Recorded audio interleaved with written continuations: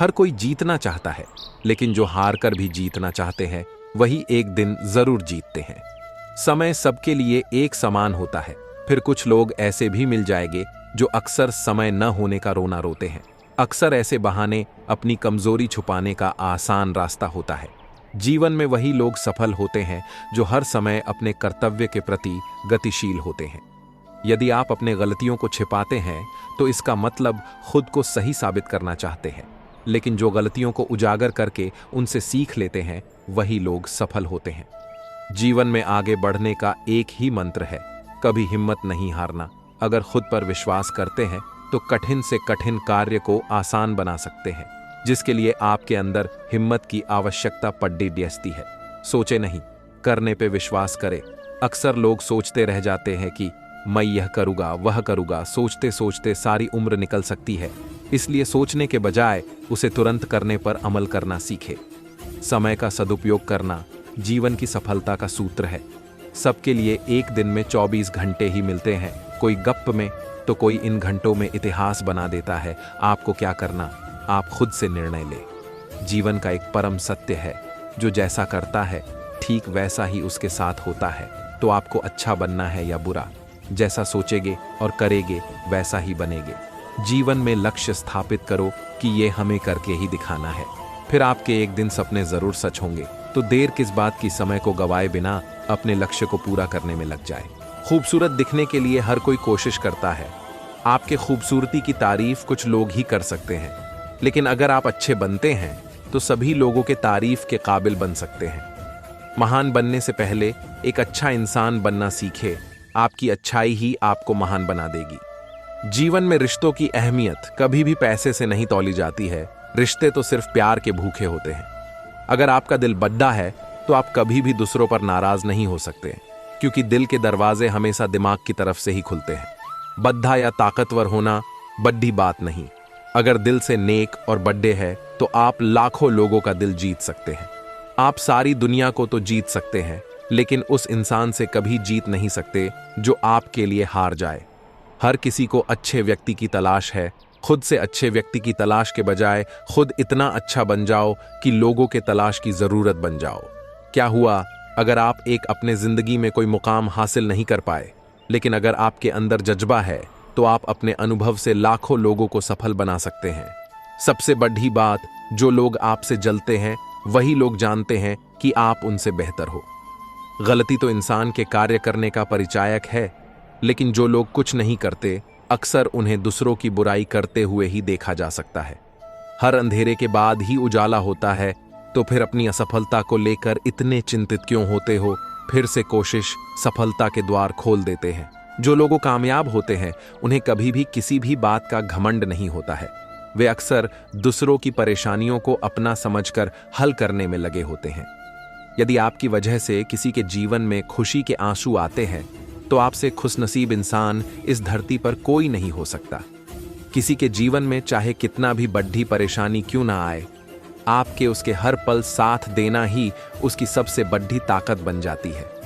ईश्वर हमें वो नहीं देता जो हम मांगते हैं, बल्कि ईश्वर हमें वही चीजें देता है जिसकी हमें जरूरत होती है।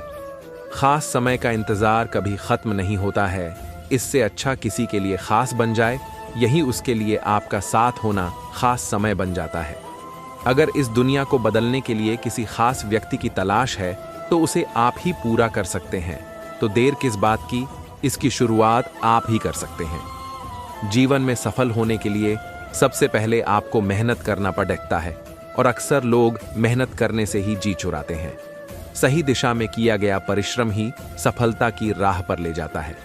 अगर आप प्रयास या कोशिश नहीं करते तो आप कभी अपने जीवन में सफल नहीं हो सकते। अगर आप पर कोई हंसता है तो इसका मतलब उसको आपके करने की शक्ति को जानता ही नहीं। यही वह समय होता है जब आप अपना बेस्ट करके सबकी बोलती बंद कर सकते हैं। जीतने का मजा तब और दोगुना हो जाता है जब लोग आपके हारने का इंतजार करने लगते हैं।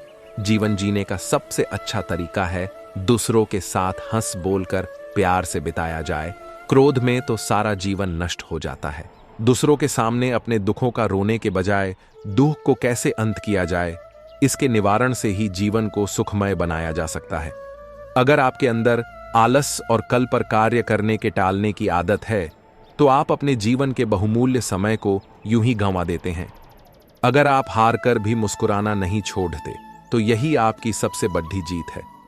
सफलता पाने के लिए सबसे पहले अपना बेस्ट करते रहे। परिणाम क्या होगा इसकी चिंता करना छोड़ दे तो सब अच्छा ही होता है। सफलता के रास्ते पर चलते हैं, तनिक भी मिलने वाले हार से लोग फिर कोशिश करना छोड़ देते हैं। सफलता के रास्ते में यही उनकी सबसे बड़ी बाधा बनती है। अगर आप 1000 कोशिश करने के बाद भी असफल होते हैं, तो इसका मतलब यह नहीं है आप असफल हैं, बल्कि आपने उन तरीकों से किया जो सफल होने के वे तरीके कार्य नहीं करते। बढ़े से बढ़ा कार्य तभी तक असंभव लगता है जब तक आप उसकी शुरुआत नहीं करते हैं, और किसी कार्य को शुरू करने से बढ़े से बढ़ा कार्य भी आसान लगने लगता है। खुश रहने के उपाय खुद का दूसरों से तुलना करना बंद करें। खुश न रहने का सबसे बड़ा ये कारण है कि लोग अपनी तुलना दूसरों से करते हैं। अगर किसी के दूसरों के सुख सुविधा को देखते हैं तो सोचने लगते कि काश मेरे पास भी होता। उसके लिए मेहनत करना होता है, तभी वे सभी चीजें आपके पास भी हो जाएंगी। सो जो आपके पास है, सोचिए वैसा किसी के पास नहीं है। फिर देखिए खुद को आप सबसे अलग और खुद में स्पेशल मानेंगे। फिर ऐसा सोचने से खुद को खुश रख सकते हैं। बुरे समय से सीख ले, हर किसी के जीवन में अच्छे और बुरे दोनों दिन आते हैं। ये प्रकृति का नियम है। हर अंधेरे के बाद उजाला आता ही है। सो अगर आपका समय सही नहीं चल रहा है, तो उसके बारे में बार बार सोचने से अच्छा है उस बुरे दिन से आपने अच्छाई क्या सीखा, ऐसा प्रेरणा ले सकते हैं। फिर आगे के लिए खुद को इसको अच्छे दिनों में उससे आगे बढ़ा सकते हैं। इसलिए हमें बुरे दिनों से सीख लेते रहना चाहिए। खुद को ऐसा सोचना चाहिए कि ये बुरे दिन आपके लिए एक नए अवसर लाने वाली है। बस ऐसे सकारात्मक विचार के साथ जीवन में हमेशा आगे बढ़ते रहना चाहिए। खुश रहने के तरीके खुद को आत्मनिर्भर बनाए। ये जीवन आपका है, आपको इसे अपने तरीके से जीना है, जिसके लिए आपको जी तोड़ मेहनत भी करना होगा। तो हर छोटी छोटी चीजों के लिए दूसरों पर निर्भर होने के बजाय खुद से आत्मनिर्भर बने। ऐसा सोचिए कि आपको अपनी सारी सुख सुविधा और अपने खर्च के पैसे खुद से कमाने होंगे, दूसरों से नहीं मांगना है। बस अपनी चीजों के लिए खुद पर निर्भर करते हैं तो अपनी खुशियों के साथ समझौता नहीं करना पड़ेगा, और अपनी चीजों को पूरा करने के लिए दूसरों पर निर्भर रहते हैं तो हो सकता है आपका काम समय पर पूरा हो ही ना, जिससे मन ही मन दुखी भी रहने लगते हैं। तो ऐसा करने से अच्छा है खुद को अपने कार्यों के लिए अपने पर निर्भर रहे, ताकि खुद को आत्मनिर्भर बना सकते हैं और खुद को खुश रख सकते हैं। खुश रहने के आसान उपाय: दूसरों की उम्मीद पर खुद को न रखें। कई बार ऐसा होता है कि हम अपनी कार्य कुशलता या किसी भी क्षेत्र में अक्सर दूसरों के भरोसे बैठ जाते हैं, उससे बार बार सिफारिश की आस में लगे रहते हैं। हो सकता है कि वह व्यक्ति आपका हमेशा तो मदद नहीं कर पाए, इसलिए दूसरों से उम्मीद ज्यादा न लगाए। आप जिस भी क्षेत्र में कार्यरत है उसमें खुद को खुद के लिए इतना कार्य कुशल बनाए कि लोग आपको पूछे, आपके बिना उनको अधूरा लगे। फिर आपको दूसरों की उम्मीद पर नहीं रहना पड़ेगा। फिर ऐसे आप खुद को खुश रह सकते हैं। खुद को हमेशा विशेष बनाए। आज के समय में अक्सर देखा जाता है लोग जो वर्तमान में होते हैं अपनी उस स्थिति से खुश नहीं रह पाते हैं और हमेशा दूसरों के शानो शौकत को देखकर दुखी रहने लगते हैं। इसलिए ऐसा सोचना एकदम बेकार है। अब आप ये सोचिए कि आप जो भी कुछ भी है उसमें आप खुद के लिए स्पेशल है। खुद को हमेशा ऊंची नजरों से देखिए कि आप अपने आप में खास हैं। फिर देखिए आपके जैसे ही सोचने का नजरिया बदलेगा, आपके विचार बदल जाएंगे। फिर आपको खुश होने से कोई नहीं रोक सकता है। अपना मनपसंद कैरियर खुद से बनाएं। आप अपने जीवन में क्या बनना चाहते हैं, ये आपको खुद से निर्णय लेना पड़ता है।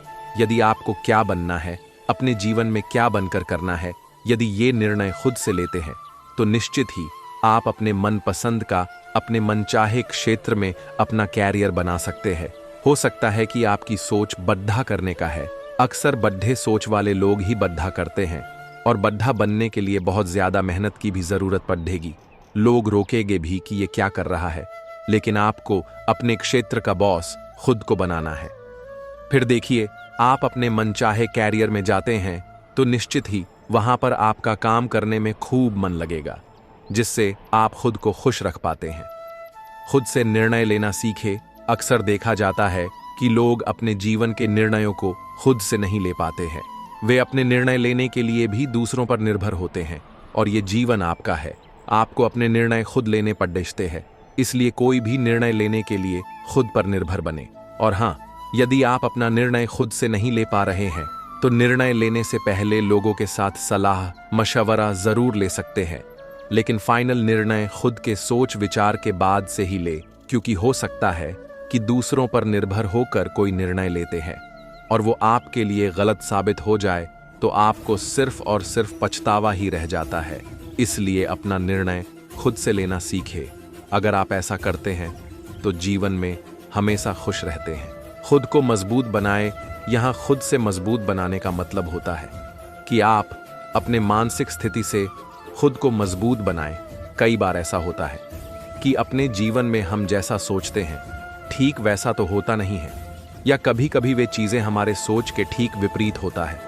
तो ऐसे स्थिति में कभी कभी खुद को कमजोर पाते हैं या अंदर ही अंदर मानसिक रूप से टूटने लगते हैं, जो कि अपने आप के लिए ठीक नहीं है। तो ऐसा खुद को टूटने से बचने के लिए पहले अपने सोच में परिवर्तन लाइए कि जो कुछ भी हो रहा है वह आपके वश में नहीं है और उसके लिए आप जिम्मेदार नहीं हैं, और जो भी होगा अच्छे के लिए ही हो रहा है। बस यही सोच में परिवर्तन लाना है।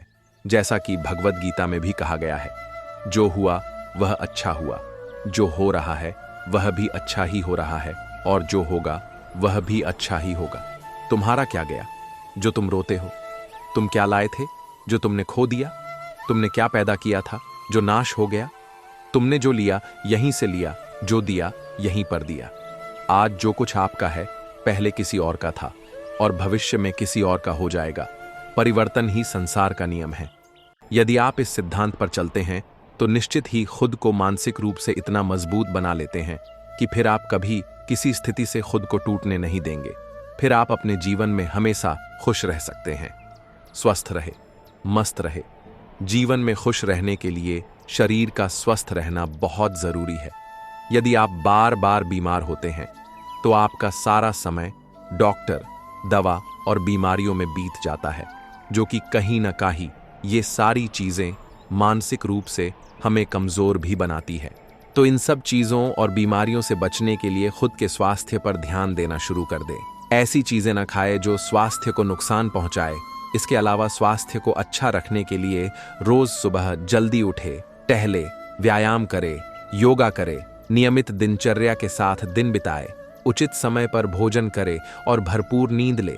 यदि आप अपने जीवन में इसे फॉलो करते हैं, ये सभी चीजें समय पर करते हैं, तो निश्चित ही आपका स्वास्थ्य सही रहेगा। और स्वास्थ्य सही रहता है तो आप बीमारियों से कोसों दूर रहते हैं। फिर ऐसे आप अपने जीवन में खुश रह सकते हैं। जीवन में लक्ष्य बनाएं। अगर आप अपने जीवन में बिना किसी लक्ष्य के जीते हैं तो आपका जीवन नीरस हो जाता है। रोज सुबह उठेंगे, खाएंगे, पिएंगे, समय व्यर्थ करेंगे, फिर रात को खाना खाकर सो जाएंगे। ऐसा जीवन तो एक पशु का भी होता है, जो सिर्फ उठता है खाने के लिए, फिर भोजन पाकर वह फिर आराम करने लग जाता है। तो ऐसा आप भी करते हैं, तो आपके जीवन में पशु के जीवन से ज्यादा कुछ भिन्न नहीं है। तो जीवन में कुछ करने के लिए छोटे छोटे या बड़े लक्ष्य बनाएं, फिर उन्हें पूरा करने में खुद को इतना व्यस्त कर ले। फिर ये जब आपका लक्ष्य जैसा ही पूरा होगा, जो खुशी मिलेगी वो खुशी पैसे से नहीं खरीदी जा सकती है। फिर आगे नए लक्ष्य के साथ फिर से आगे बढ़ जाइए, यानी रुकना नहीं है। सो जीवन लक्ष्यों के साथ जिए, तभी आप खुश रह सकते हैं। परिवार को समय दे। आज के इस भागम भाग भरी जिंदगी में लोगों के पास खुद के काम में इतना व्यस्त हो चुके हैं। हर कोई हर वक्त व्यस्त रहता है। आज का जीवन तो ऐसा होता है, दिन की शुरुआत काम से होती है और यही काम दिन भर चलता रहता है। तो दिन के खत्म होने के बाद भी अपने परिवार के लिए समय नहीं रहता है। शुरू में तो काम करना अच्छा रहता है, जैसे जैसे परिवार की जिम्मेदारी बढ़ती है, काम का बोझ भी बढ़ता जाता है। फिर ऐसा वक्त भी आता है कि लोग अपने परिवार को समय नहीं दे पाते हैं, जिसके कारण परिवार में छोटे छोटे कलह के साथ रिश्तों में खटास आने लगती है। इसलिए एक तरफ जहां पैसे और काम करना भी जरूरी है, तो दूसरी तरफ परिवार के लिए भी समय देना जरूरी होता है, क्योंकि आपका परिवार चाहता है कि आप उनके साथ रहे, समय व्यतीत करे, सो आपका परिवार खुशहाल रहे। अगर परिवार खुश रहेगा तो आप भी खुश रहेंगे। और कुछ लोग ऐसे भी होते हैं, संपूर्ण पृथ्वी के लोगों को अपना परिवार मानते हैं। उनके लिए सभी के प्रति सम्मान होता है, जिसका वर्णन संस्कृत के श्लोक से पता चलता है, यह मेरा है, वह दूसरों का है। ऐसा सोचना तो यह तुच्छ निम्न बुद्धि के लोग सोच होती है। जिनका मन उदार होता है उनके लिए तो सारी पृथ्वी ही परिवार जैसी होती है, जिसमें वे खुश रहते हैं। हर चीज को पैसे के नजरिए से न देखे। आज के समय में ऐसा हो गया है कि लोगों को पैसा ही सब कुछ लगने लगा है, लेकिन ऐसा नहीं है। वो कहावत है ना कि पैसा ही सब कुछ नहीं है, और पैसे के बिना भी कुछ नहीं होता। यानी पैसे का अपने जगह अपना महत्व है। हर चीज को पैसे के नजरिए से न देखे।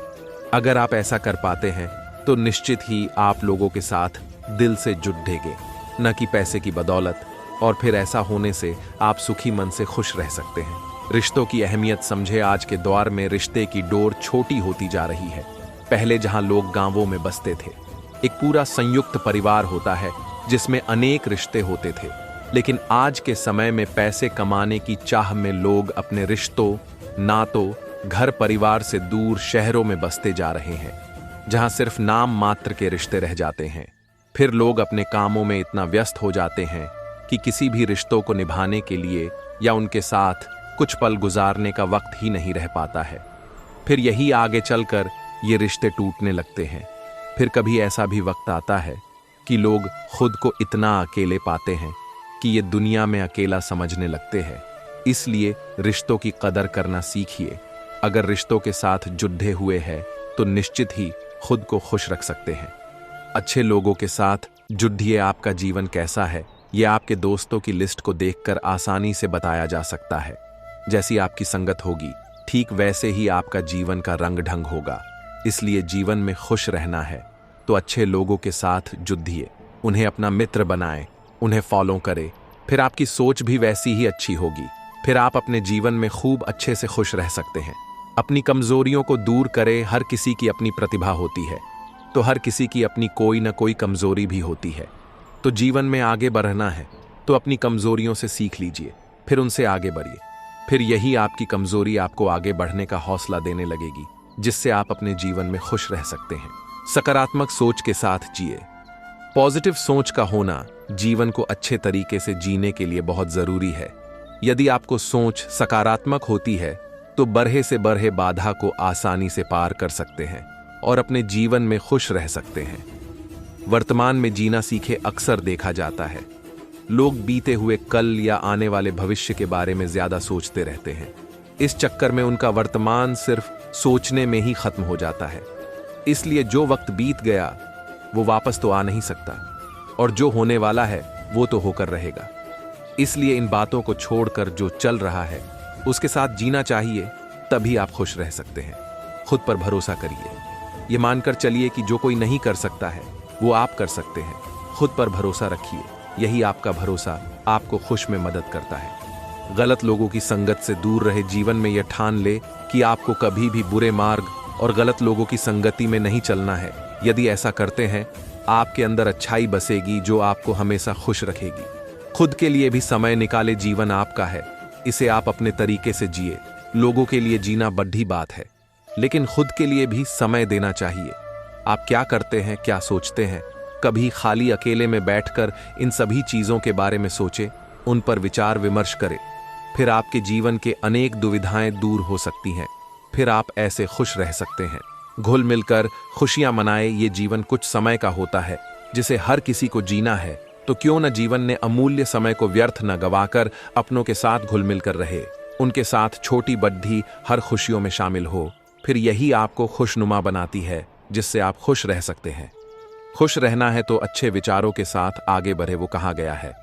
न कि आप वैसे ही बनते हैं जैसे कि आपके मन में विचार उत्पन्न होते हैं। तो जीवन में खुश रहना है, अच्छा करना है, सफलता के रास्ते पर चलना है तो अच्छे विचारों के साथ घुल मिल जाए। फिर देखिए, आप जगह से अच्छी सीख और अच्छी प्रेरणा ले सकते हैं। अच्छी शिक्षाप्रद किताबें, अनमोल विचार को पढ़िए, मोटिवेशनल वीडियो देखिए। फिर आपके अंदर अच्छे विचार आएंगे जो आपको अच्छा करने के लिए प्रेरित करेंगे, और आप अच्छा करेंगे तो आपको ही खुशी मिलेगी, जिससे आप खुद से खुश रह सकते हैं। तो आप सबको अब पता चल गया होगा कि जीवन में खुश कैसे रहे। अगर उन सभी अच्छी बातों को फॉलो करते हैं तो निश्चित ही अपने दिमाग में सकारात्मक ऊर्जा का संचार होगा जो आपको खुश रखने में मदद करती है। हमें हमेशा उन लोगों से दूर ही रहना चाहिए जो कि हमें कभी भी आगे बढ़ने से रोकते हैं और अक्सर हमारे कामों से होने वाले नुकसान को ज्यादा गिनाते हैं। कभी भी हमें अत्यधिक क्रोध नहीं करना चाहिए, क्योंकि अक्सर गुस्से की वजह से हमारे बने काम भी खराब हो जाते हैं। कामों को कल पर न टालने की आदत होनी चाहिए, क्योंकि कल कभी भी नहीं आता है। हमेशा मन में पॉजिटिव थिंकिंग और ऊंची सोच रखनी चाहिए। हमेशा नजदीकी फायदा सोचने से पहले दूर का नुकसान भी सोचना चाहिए। हमें हमेशा अच्छी किताबें और मोटिवेशनल थॉट्स वाले आर्टिकल पढ़ने चाहिए। कभी भी कोई काम करने से पहले अपने घर के बड़े सदस्यों से राय जरूर लेनी चाहिए। नकारात्मक सोच विचार से बचने के लिए अपने स्वास्थ्य पर विशेष ध्यान देना चाहिए, क्योंकि अक्सर खराब तबीयत की वजह से भी लोग चिड़चिड़ेपन का शिकार हो जाते हैं। जीवन एक अनंत सफर है और इस सफर में हमें न केवल अपने लक्ष्यों की प्राप्ति के लिए प्रयास करना होता है, बल्कि उन्हें पूरा करने के लिए सही नीतियों पर भी चलना पड़ता है। जब आप अपने सपनों को पूरा करने की सोचते हैं तो दुनिया आपके खिलाफ हो सकती है, लेकिन आपको न डरना, न थकना है। आपके अंदर छिपी हुई ताकत ही आपको आगे बढ़ने की प्रेरणा देगी। सफलता के लिए समय समय पर सोच व रणनीतियों को संशोधित करने की जरूरत होती है। कभी कभी अपने आप को चुनौतियों के सामना करते हुए पाएंगे, पर इसमें डगमगाने की जरूरत नहीं है। धैर्य रखिए और समर्पित रहिए, सफलता जरूर मिलेगी। आपके सपने आपके जीवन का मार्गदर्शक होते हैं। जब आपके सपने में आपकी आंखों के सामने एक चमत्कारी दृश्य बनता है तो उसे पूरा करने का अवसर खुद आपको मिल जाता है। सफलता वहां मिलती है जहां सफलता के लिए सारी मेहनत करते हैं। संघर्षों से नहीं, बल्कि संघर्षों के साथ जीवन में अगर हम आगे बढ़ते हैं तो हमें सफलता जरूर मिलती है। कभी कभी सफलता के रास्ते में आपको अकेलापन महसूस हो सकता है, पर याद रखें कि आप एकमात्र नहीं हैं। आपके सपनों का समर्थन करने वाले लोग आपके साथ हमेशा होते हैं। अपने सपनों को अपने आगे की ताकत बनाएं और इन्हें पूरा करने के लिए कोई समय अच्छा नहीं होता। सफलता के रास्ते पर आपको अपने अंदर छिपी बेहद शक्तिशाली ऊर्जा का इस्तेमाल करना होगा। जीवन एक रंगों का पैलेट है और हम खुद अपने जीवन को रंगीन बनाते हैं। न डरें, न हारें और अपनी मेहनत और समर्पण से अपने सपनों को साकार करें। सफलता आपको हर रंग में चमकाएगी। जीवन एक सफर है और हर सफर में हमें कठिनाइयों का सामना करना पड़ता है, लेकिन हम न रुकते हैं, न थकते हैं और अपने सपनों की प्राप्ति के लिए प्रयास करते हैं।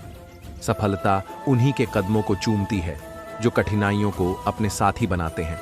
जब आप सफलता की चोटी पर पहुंचते हैं तो याद रखें कि इस सफलता के पीछे आपकी मेहनत, समर्पण और संघर्ष है। सफलता की मिसालें लोगों को प्रेरित करती हैं, पर इसके पीछे छुपे कठिनाइयों का जिक्र करने वाले बहुत कम होते हैं। सपनों की उड़ान भरने में कोई समय कम नहीं होता। जिंदगी का सफर तभी मजेदार बनता है जब हम अपने सपनों को पूरा करने के लिए उत्साह से भरे होते हैं। सफलता के लिए कोशिश करने में कोई नहीं हारता, वो हारते हैं जो कोशिश नहीं करते। हर नया दिन आपको एक और मौका देता है अपने लक्ष्य की दिशा में आगे बढ़ने का। अपने अंतर्निहित शक्तियों को पहचानें और उन्हें जगाएं। जीवन के हर मोड़ पर आपको विचार करने, सोचने और कदम बढ़ाने का साहस रखना होगा। खुद पर विश्वास करें, अपने सपनों को अपनी हाथों से तकदीर बनाएं। आपकी मेहनत और समर्पण आपको सफलता के शिखर तक पहुंचा सकते हैं। जब आपके पास सही मंजिल और सही दृढ़ इच्छा होती है तो आप अपने सपनों को पूरा करने के लिए हर संभव प्रयास करते हैं। धैर्य और समर्पण से आप हर कठिनाई को पार कर सकते हैं और अपने जीवन को सफलता की ऊंचाइयों तक पहुंचा सकते हैं। जिंदगी में कभी भी हार मत मानना, क्योंकि आपकी मेहनत कभी व्यर्थ नहीं जाएगी। जितनी बार भी आप गिरेंगे, उतनी बार खड़े हो जाएंगे और आखिरी बार में आप सफलता के मंच पर उठेंगे। जब जीवन की लहरें ऊंचाई पर उछालने की कोशिश करती हैं तो कभी कभी आंधियों का सामना करना पड़ता है, लेकिन यही आंधियां हमें मजबूत बनाती हैं। हमें नए रास्तों का पता चलता है और नई सीमाएं पार करने की हिम्मत मिलती है। जीवन एक सफर है और इस सफर में आपको संघर्ष करते हुए अपने मकसद तक पहुंचना होगा। जब रास्ते मुश्किल हों तो आपको खुद को और मजबूत बनाने का समय होता है। इस रास्ते पर चलते हुए आपको समय समय पर अपने विचारों को समीक्षा करने की जरूरत होती है। कभी कभी अधीरता से आपको अपने लक्ष्य तक पहुंचने में मदद मिल सकती है। धैर्य रखें, सफलता के लिए प्रयास करें और अपने सपनों को अपने जीवन का हिस्सा बनाएं। जीवन के सभी मोड़ पर आपके साथ अच्छे और बुरे समय आएंगे। अच्छे समय आपको संतुष्टि और आनंद देंगे, जबकि बुरे समय आपको सीखने और आगे बढ़ने का मौका देंगे।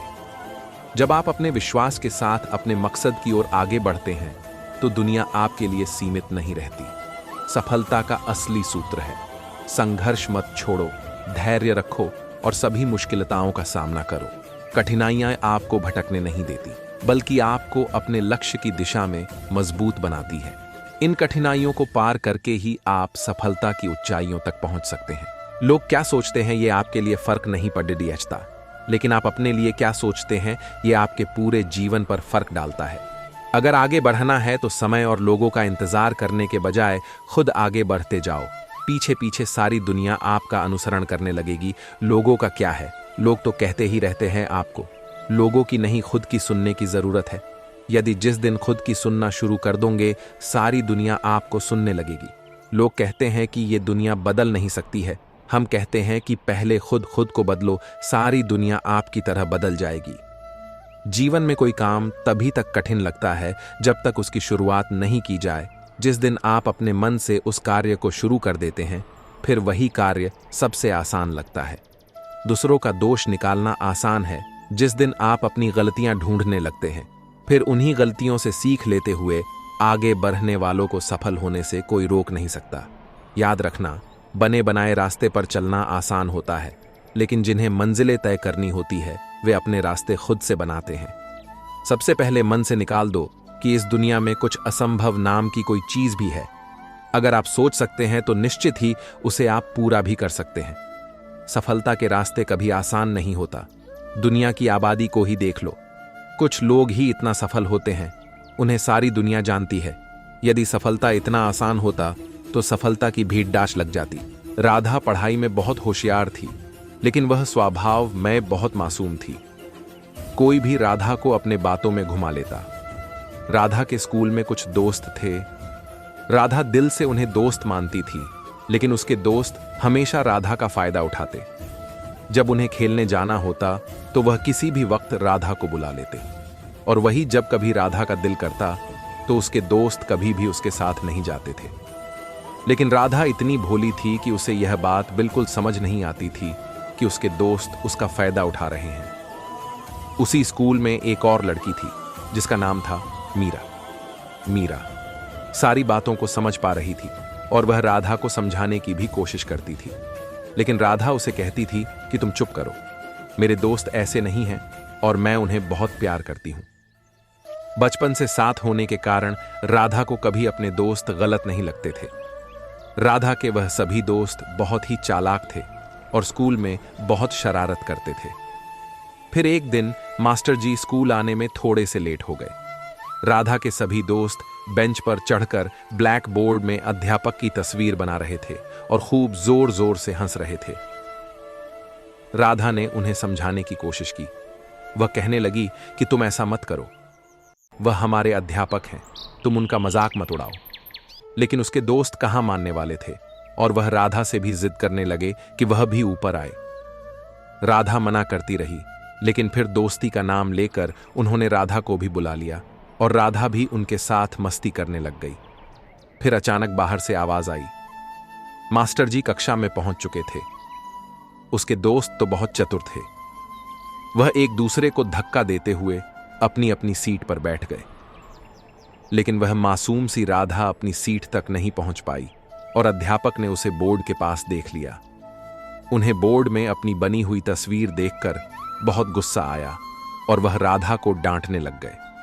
उन्होंने राधा के माता पिता को स्कूल में बुलाया और राधा को स्कूल से निकाल दिया। राधा बहुत परेशान हुई और वह खूब रोने लग गई। लेकिन अब राधा समझ चुकी थी कि उसकी संगत कितनी बुरी थी और उसका फल उसे कितना ज्यादा बुरा मिला। तो बच्चों, इस कहानी से हमें यह सीख लेनी चाहिए कि हमें हमेशा अपने दोस्त बुद्धिमता से चुनने चाहिए। बुरे दोस्तों की संगत का नतीजा भी बुरा ही होता है। हाथी और बंदर बहुत आलसी थे। जब भी गिलहरी कुछ खाने के लिए बनाती तो दोनों ही उसके घर खाना खाने पहुंच जाते और गिलहरी भी उन्हें चुपचाप खाने के लिए दे देती, क्योंकि आखिर उसके दोनों दोस्त थे, भले ही आलसी थे। फिर एक दिन गिलहरी का मन किया कि वह केले खाए। अब केले का पेड़ बहुत ऊंचा था, गिलहरी वहां पर नहीं पहुंच पा रही थी। गिलहरी ने सोचा, क्यों ना अपने दोस्त से मदद लें। वह बंदर के पास पहुंच गई। गिलहरी ने बंदर से कहा कि बंदर भाई, मुझे केले खाने का दिल है, लेकिन मैं पेड़ पर नहीं चढ़ पा रही, मगर तुम अवश्य मेरे लिए केले लेकर आ सकते हो। क्या तुम मेरी मदद करोगे? बंदर उसी वक्त बहुत सारा खाना खाकर लेटा हुआ था और उसे बहुत सुस्ती चढ़ रही थी। उसने गिलहरी से कहा, गिलहरी, मुझे माफ करना है, यह मेरे सोने का वक्त है, तो मैं तुम्हारी कोई मदद नहीं कर पाऊंगा। गिलहरी चुपचाप वहां से चली गई और अपने दूसरे दोस्त हाथी के पास जा पहुंची। उसने हाथी से कहा, हाथी, मुझे केले खाने हैं, क्या तुम पेड़ में से मेरे लिए केले निकाल लाओगे? हाथी बोला, मैं कैसे पेड़ पर चढ़ सकता हूं? फिर गिलहरी ने कहा, तुम्हें पेड़ पर नहीं चढ़ना है, तुम तो इतने विशालकाय हो, तुम बस पेड़ को धकेलो, केले अपने आप ही टूट कर नीचे आ जाएंगे। इस पर हाथी ने कहा कि मेरी तबीयत ठीक नहीं है, तो मुझे माफ करना, मैं तुम्हारी कोई मदद नहीं कर सकता। फिर गिलहरी हताश होकर वहां से चल पड़ी। फिर इसी तरह एक दिन गिलहरी घूम रही थी। उसे अचानक से कद्दू के कुछ बीज दिखे। वह बीज देख के सोचने लगी कि इन्हें बगीचे में उगा देगी और फिर स्वादिष्ट कद्दू की सब्जी बनाकर खाएगी और अपने दोस्तों को भी खिलाएगी। यही सोचते हुए वह उन बीजों को लेकर अपने दोस्त बंदर के पास जा पहुंची और उसने बंदर को कहा कि बंदर, क्या तुम मेरी मदद करोगे? हम इस बीज को बगीचे में बो देते हैं और इसमें से बहुत ही स्वादिष्ट कद्दू निकलेंगे, जिससे हम उसकी सब्जी बनाकर खाएंगे। इस पर बंदर फिर अकड़ से बोला कि नहीं, अभी तो मैं खेल रहा हूं, तो प्लीज तुम मुझे परेशान मत करो और यहां से चली जाओ। गिलहरी हताश होकर वहां से चल पड़ी और अपने दोस्त हाथी के पास जा पहुंची। फिर उसने वही बात हाथी को बोली। उस वक्त हाथी बड़े मजे से नहर में नहा रहा था। तो इस पर हाथी ने बोला, अभी तो मैं नहा रहा हूं, मैं तुम्हारे साथ नहीं आ सकता। फिर गिलहरी बोली, कोई बात नहीं, तुम नहा लो, मैं तुम्हारी प्रतीक्षा करती हूं। हाथी बोला, नहीं नहीं, नहाने के बाद तो मुझे सोना होता है, इसलिए मुझे माफ करना, मैं तुम्हारी कोई मदद नहीं कर सकता। फिर गिलहरी उन बीजों को लेकर अपने बगीचे में जा पहुंची और जैसे तैसे उसने अकेले ही उन बीजों को बो दिया। फिर कुछ समय बिता और बगीचे में बहुत ही सुंदर कद्दू उगाए। गिलहरी ने उस कद्दू की बहुत ही स्वादिष्ट सब्जी बनाई और वह सब्जी का कटोरा अपने दोस्तों के पास लेकर कहने लगी कि यह कद्दू की सब्जी कौन खाएगा? और दोनों ने एक स्वर में कहा, हाँ, हम दोनों ही खाएंगे। फिर गिलहरी ने बोला, नहीं, यह मैं खाऊंगी, क्योंकि सिर्फ मैंने इसके लिए मेहनत की है, तुम दोनों ने तो मेरी कोई मदद नहीं करी। और वह मजे से सब्जी खाने लगी और वह दोनों उसको देखते रह गए। तो बच्चों, आज की कहानी से हमें यह सीख मिलती है कि हमें कभी भी काम से मन नहीं मारना चाहिए और कभी भी आलस नहीं करना चाहिए, क्योंकि हमें नहीं पता उस आलस का फल कितना बुरा हो सकता है। एक नगर में दो भाई रहते थे। बड़े भाई का नाम निशित था और छोटे भाई का नाम कमल था। निशित एक डरपोक किस्म का लड़का था और वह किसी की भी बात में बहुत जल्दी आ जाता था। वहीं कमल एक होशियार लड़का था, वह दुनियादारी की समझ रखता था। भले ही कमल निशित से छोटा था, लेकिन वह निश्चित से बहुत ज्यादा समझदार था। वह जिस नगर में रहते थे वहां पर एक घना जंगल था।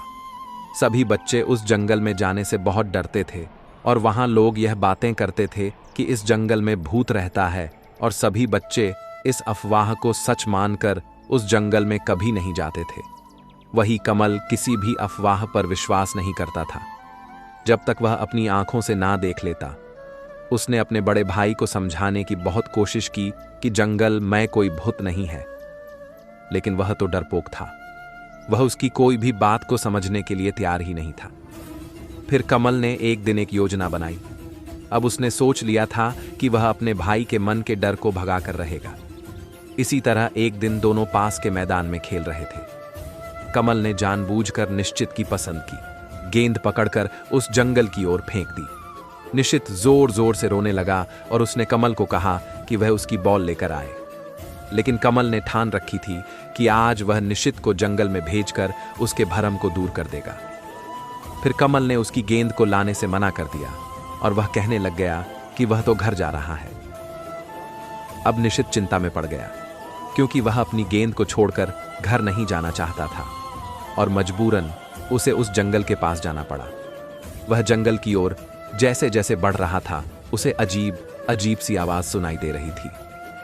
डरता हुआ निशित आगे बढ़ता गया और बड़ी मुश्किल से अपनी गेंद के पास पहुंचा। जैसे ही निशित ने गेंद पकड़ी, उसके सामने पेड़ के पीछे से बहुत ही भयंकर आवाज सुनाई देने लगी। निशित बिल्कुल डर चुका था और डर के मारे अब उससे चला भी नहीं जा रहा था। डर के मारे वह भगवान को याद करने लग गया। फिर जब उसने देखा तो पेड़ के पीछे 2 हाथी के बच्चे खेल रहे थे और यह आवाज उन्हीं की थी। मनमय भरम के मारे निशित को हाथी की आवाज भी भूत जैसी लग रही थी। जैसे ही उसने हाथी के 2 बच्चों को देखा तो उसने चैन की सांस ली और वहीं कमल भी जंगल में पहुंच गया और अपने भाई को समझाने लगा कि भाई, मैं कहता था ना, यहां पर कोई भूत नहीं है, लेकिन तू मेरी बात पर विश्वास नहीं करता था। फिर निशित सुकून से मुस्कुराया और कहने लगा कि हाँ कमल, तूने मुझे बहुत समझाया, लेकिन मैं ही मूर्ख था। अब से मैं वादा करता हूं, जब तक मैं कुछ अपनी आंखों से ना देख लूं, उसके अलावा मैं किसी चीज पर विश्वास नहीं करूंगा। तो प्यारे बच्चों, इस कहानी से हमें यह सीख मिलती है कि कभी भी दूसरों की बातों में ना आए और अपने मन को इतना मजबूत करें कि कोई भी भरम आपको डरा ना पाए। निखिल, निकिता और योग्यता के माता पिता ने कुछ पैसे जोड़कर संदूक में जमा कर रखे थे, लेकिन उन तीनों बच्चों को हर दिन दुकान से कुछ ना कुछ खाना होता था। जब फसल अच्छी रहती थी तो उसके पिता खुशी खुशी उन्हें कुछ पैसे दे दिया करते थे। लेकिन इस बार जब तीनों बच्चों ने दुकान से चॉकलेट खाने की जिद करी तो उनके माता पिता ने उन्हें समझाया कि इस बार पैसे की कमी है तो वह यह फालतू के खर्चे बंद कर दें। गांव के कुछ ऐसे हाल थे कि लोग दूसरे शहरों में जाकर कोई छोटा मोटा काम कर रहे थे या फिर कोई दूसरे शहर जाकर खेती कर रहे थे। तो अब निखिल, निकिता और योग्यता के माता पिता ने भी सोचा कि उन्हें भी बाहर जाकर कुछ पैसे कमाकर लाने होंगे। तो इसी तरह वे एक दिन घर पर तीनों बच्चों को छोड़कर दूसरे गांव चले गए और उन्हें समझाया कि वह अच्छे से घर पर रहे और बाहर ना जाएं। लेकिन तीनों बच्चे बहुत शैतान थे। निखिल, जो सबसे बड़ा भाई था, उसे पता था कि संदूक में कुछ पैसे रखे हुए हैं, तो उसने अपने दोनों बहनों से कहा कि वह संदूक से पैसे चुरा ले और फिर पास की दुकान से अपनी पसंद की चीजें खरीद लाए, क्योंकि अब माता पिता का भी डर नहीं था और वह आराम से कुछ भी कर सकते थे। अब निखिल संदूक को खोलने की कोशिश करने लगा और उसकी दोनों बहनों ने भी उसकी सहायता की और बच्चों ने वह संदूक तोड़कर उसमें से पैसे निकाल दिए। जैसे ही संदूक खुला तो उन्होंने उसमें आरस 2000 पाए। तीनों खुश हुए और कहने लगे कि यह पैसे तो हमारे कुछ दिन चल ही जाएंगे। फिर तीनों बच्चे नोट निकालते और पास की काका की दुकान से अपनी पसंद की चीजें खरीद लाते। कुछ दिन बीत गए। जब बच्चे लगातार ही 200 और 500 के नोट लेकर दुकान आने लगे तो काका को भी यह बात थोड़ी अजीब लगी। वे सोचने लगे कि इतने पैसे यह बच्चे कहां से लेकर आ रहे हैं। इसका पता करने के लिए काका एक दिन चुपके से बच्चों के घर चले गए, क्योंकि वह देखना चाहते थे कि आखिर यह पैसे आ कहां से रहे हैं। जब काका ने खिड़की से बच्चों को देखा तो तीनों ही बच्चे संदूक में से पैसे निकाल रहे थे और फिर कुछ देर के बाद वे तीनों ही दुकान पहुंच गए। फिर काका ने बच्चों से पूछा कि यह पैसे तुम कहां से ला रहे हो? तो बच्चे कहने लगे कि हमारे माता पिता कुछ दिन के लिए बाहर गांव गए हैं, इसलिए खाने पीने के लिए हमें वे कुछ पैसे देकर गए हैं। और निखिल तो गुस्से से कहने लगा कि आपको क्या करना है, हमारे पास पैसे हैं, आप हमें उसमें से सामान दीजिए। फिर काका ने योजना बनाई, क्योंकि वह चाहते थे कि बच्चे अपने मुंह से सच बोल दें। फिर काका ने कहा, तुम्हारा जो कुत्ता है ना शेरू, वह अब भी मेरे पास आया था और उसने मुझे सारी बात बताई कि तुम तीनों भाई बहन संदूक से पैसे चुरा रहे हो। यह सुनते ही तीनों के माथे से पसीना टपकने लग गया। तीनों बहुत डर गए थे और हड़बड़ाहट में उन्होंने यह सारी बात काका को बता दी। बच्चे इतना घबरा चुके थे कि उन्होंने यह भी नहीं सोचा कि कुत्ता कैसे बोल लेगा। तो बच्चों, इस कहानी से हमें यह सीख मिलती है कि हमें कभी भी चोरी नहीं करनी चाहिए, चाहे वह चोरी कितनी ही छोटी हो या फिर कितनी बड़ी। मिंकू और चिंकी भाई बहन थे। चिंकी मिंकू से 3 साल बड़ी थी और बहुत समझदार भी थी। वह मिंकू को हमेशा अच्छी बातें सिखाती थी। जब भी वह कोई गलती करता तो चिंकी उसे सलाह देती थी और उसे बहुत ही प्यार से समझाती थी। एक दिन मिंकू और चिंकी के घर उनकी नानी माँ मिलने आई। दोनों बच्चे बहुत खुश थे। जाते जाते नानी माँ ने दोनों बच्चों को पैसे दिए। पैसे देखकर मिंकू बहुत खुश हुआ और वह चिंकी से कहने लगा कि चलो इन पैसों से वह अपनी पसंद की आइसक्रीम खाने चलते हैं। दोनों भाई बहन आइसक्रीम खाने चले जाते हैं। दोनों अपने पसंद की आइसक्रीम ले लेते हैं। दोनों आइसक्रीम पार्लर में बैठकर आइसक्रीम खाते हैं और बहुत खुश होते हैं। जाते जाते चिंकी मिंकू से कहती है कि अभी भी उनके पास कुछ पैसे बचे हैं तो क्यों ना वह मिट्ठू के लिए आइसक्रीम केक पैक करवा लें। मिट्ठू दोनों बच्चों के मामा जी का लड़का था, जो कि आज शाम दोनों के घर आने वाला था। इस पर मिंकू चिंकी से कहता है कि तुम कुछ पैसे क्यों नहीं बचा लेती, यह पैसे हमारे हैं तो हम मिट्ठू के लिए इस पैसे को क्यों बर्बाद करें। फिर चिंकी मिंकी से कहती है कि चलो तुम्हें एक कहानी सुनाती हूं। एक बार की बात है, सूरज, चांद और हवा तीनों अपने मामा जी के साथ बाहर खाना खाने जाते हैं। उनके मामा उनसे कहते हैं कि बच्चों, तुम्हें जो भी खाना है तुम बेझिझक मंगवा लो। अब तीनों ही अपने पसंद की चीजें मंगवाते हैं। वेटर उनके सामने अनगिनत प्रकार के भोजन रख देता है। तीनों ही बच्चे बहुत खुश हो जाते हैं। सूरज से तो इंतजार ही नहीं होता और वह तीनों फटाफट से खाना खाना शुरू कर देते हैं। खाना खाते हुए चांद को याद आता है कि उसकी माँ घर पर अकेली है और उन्होंने भी कुछ नहीं खाया होगा। तो चांद जो भी खाना खाता उसका एक हिस्सा छुपाकर एक डब्बे में डालता रहता। तीनों बच्चे भरपूर खाते हैं और घर चले जाते हैं। घर पर उनकी माँ इंतजार कर रही होती है। फिर माँ तीनों बच्चों से पूछती है कि उन्हें मजा तो आया ना मामा के साथ। और इस पर तीनों ही बच्चे बोलते हैं, हमने बहुत कुछ खाया और खूब मजा किया। फिर माँ सूरज से पूछती है कि तुम मेरे लिए क्या लेकर आए। तो सूरज इस पर कहता है कि माँ, मैं खाना खाने और मस्ती करने बाहर गया था, न कि आपके लिए खाना पैक करके लाने के लिए। तो वही सवाल माँ हवा से करती है तो हवा भी उस पर यही बोलता है। और जब तीसरी बार माँ चांद से पूछती है कि तुम भी बस मस्ती करने गए थे या अपनी माँ के लिए कुछ लेकर भी आए हो। फिर चांद छुपाकर लाए हुए डब्बे को अपनी माँ को दिखाता है, जिसमें वह हर एक खाने का सामान होता है जो उन्होंने खाया था। माँ बहुत खुश होती है और सूरज और हवा को श्राप देती है। वह सूरज से कहती है कि लोग तेरी उपस्थिति को पसंद नहीं करेंगे। तेरी किरणें इतनी तेज होंगी कि कोई भी तुम्हारे सामने आने से डरेगा। हवा को भी माँ श्राप देते हुए कहती है कि तुम इतना तूफान लेकर आओगे कि लोग तुम्हें श्राप देंगे और कोई भी तुम्हें पसंद नहीं करेगा। लेकिन चांद, लोग तुम्हें बहुत पसंद करेंगे। तुम हमेशा शांत और ठंडक दोगे। लोग तुम्हारी शीतलता में बैठना पसंद करेंगे और तुम्हें खूब आशीर्वाद देंगे। यह कहानी सुनते ही मिंकू चिंकी से कहता है कि मैं गलत था। हम अब अपने भाई के लिए आइसक्रीम केक जरूर लेकर जाएंगे, और वह भी उसकी मनपसंद वाली चॉकलेट फ्लेवर। नैतिक शिक्षा। तो बच्चों, जैसे यह कहानी सुनते ही मिंकू की सोच बदल गई। मैं आशा करती हूं कि आप भी ऐसी सोच ही रखेंगे, सिर्फ अपने बारे में ना सोचकर दूसरों के बारे में भी सोचेंगे। एक बार की बात है कि एक गांव में किसान अपनी बीवी और 2 बच्चों के साथ रहता था। वह किसान बहुत ही मेहनत से खेती करता था और अपने घर का पालन पोषण करता था। हर साल किसान के खेत में बहुत अच्छी फसल की पैदावार होती थी, जिसे बेचकर हर साल किसान को काफी मुनाफा होता था, जिसकी वजह से किसान के पास अब काफी पैसा जमा हो गया था। समय के साथ साथ किसान के दोनों बच्चे भी बड़े हो गए थे। दोनों बच्चों की पढ़ाई, उनके रहने, खाने पीने, कपड़ों पर भी काफी खर्च हो रहा था। अब किसान के दोनों बच्चे ने कॉलेज की परीक्षा पास कर ली थी। किसान के एक बच्चे का नाम रवि और दूसरे का नाम हरीश था। हरीश कॉलेज के बाद अपने पिता के साथ खेत में काम करवाता था, लेकिन रवि का खेत के काम में बिल्कुल भी दिलचस्पी नहीं थी। रवि हर वक्त विदेश में जाकर पैसे कमाने के बारे में सोचता रहता था। फिर जब रवि की कॉलेज की परीक्षा खत्म हो गई और रवि ने बीए की डिग्री पूरी कर ली, तो रवि ने अपने पिता से बात करी और उन्हें बताया कि वह विदेश जाना चाहता है और वहां जाकर अच्छा पैसा कमाना चाहता है।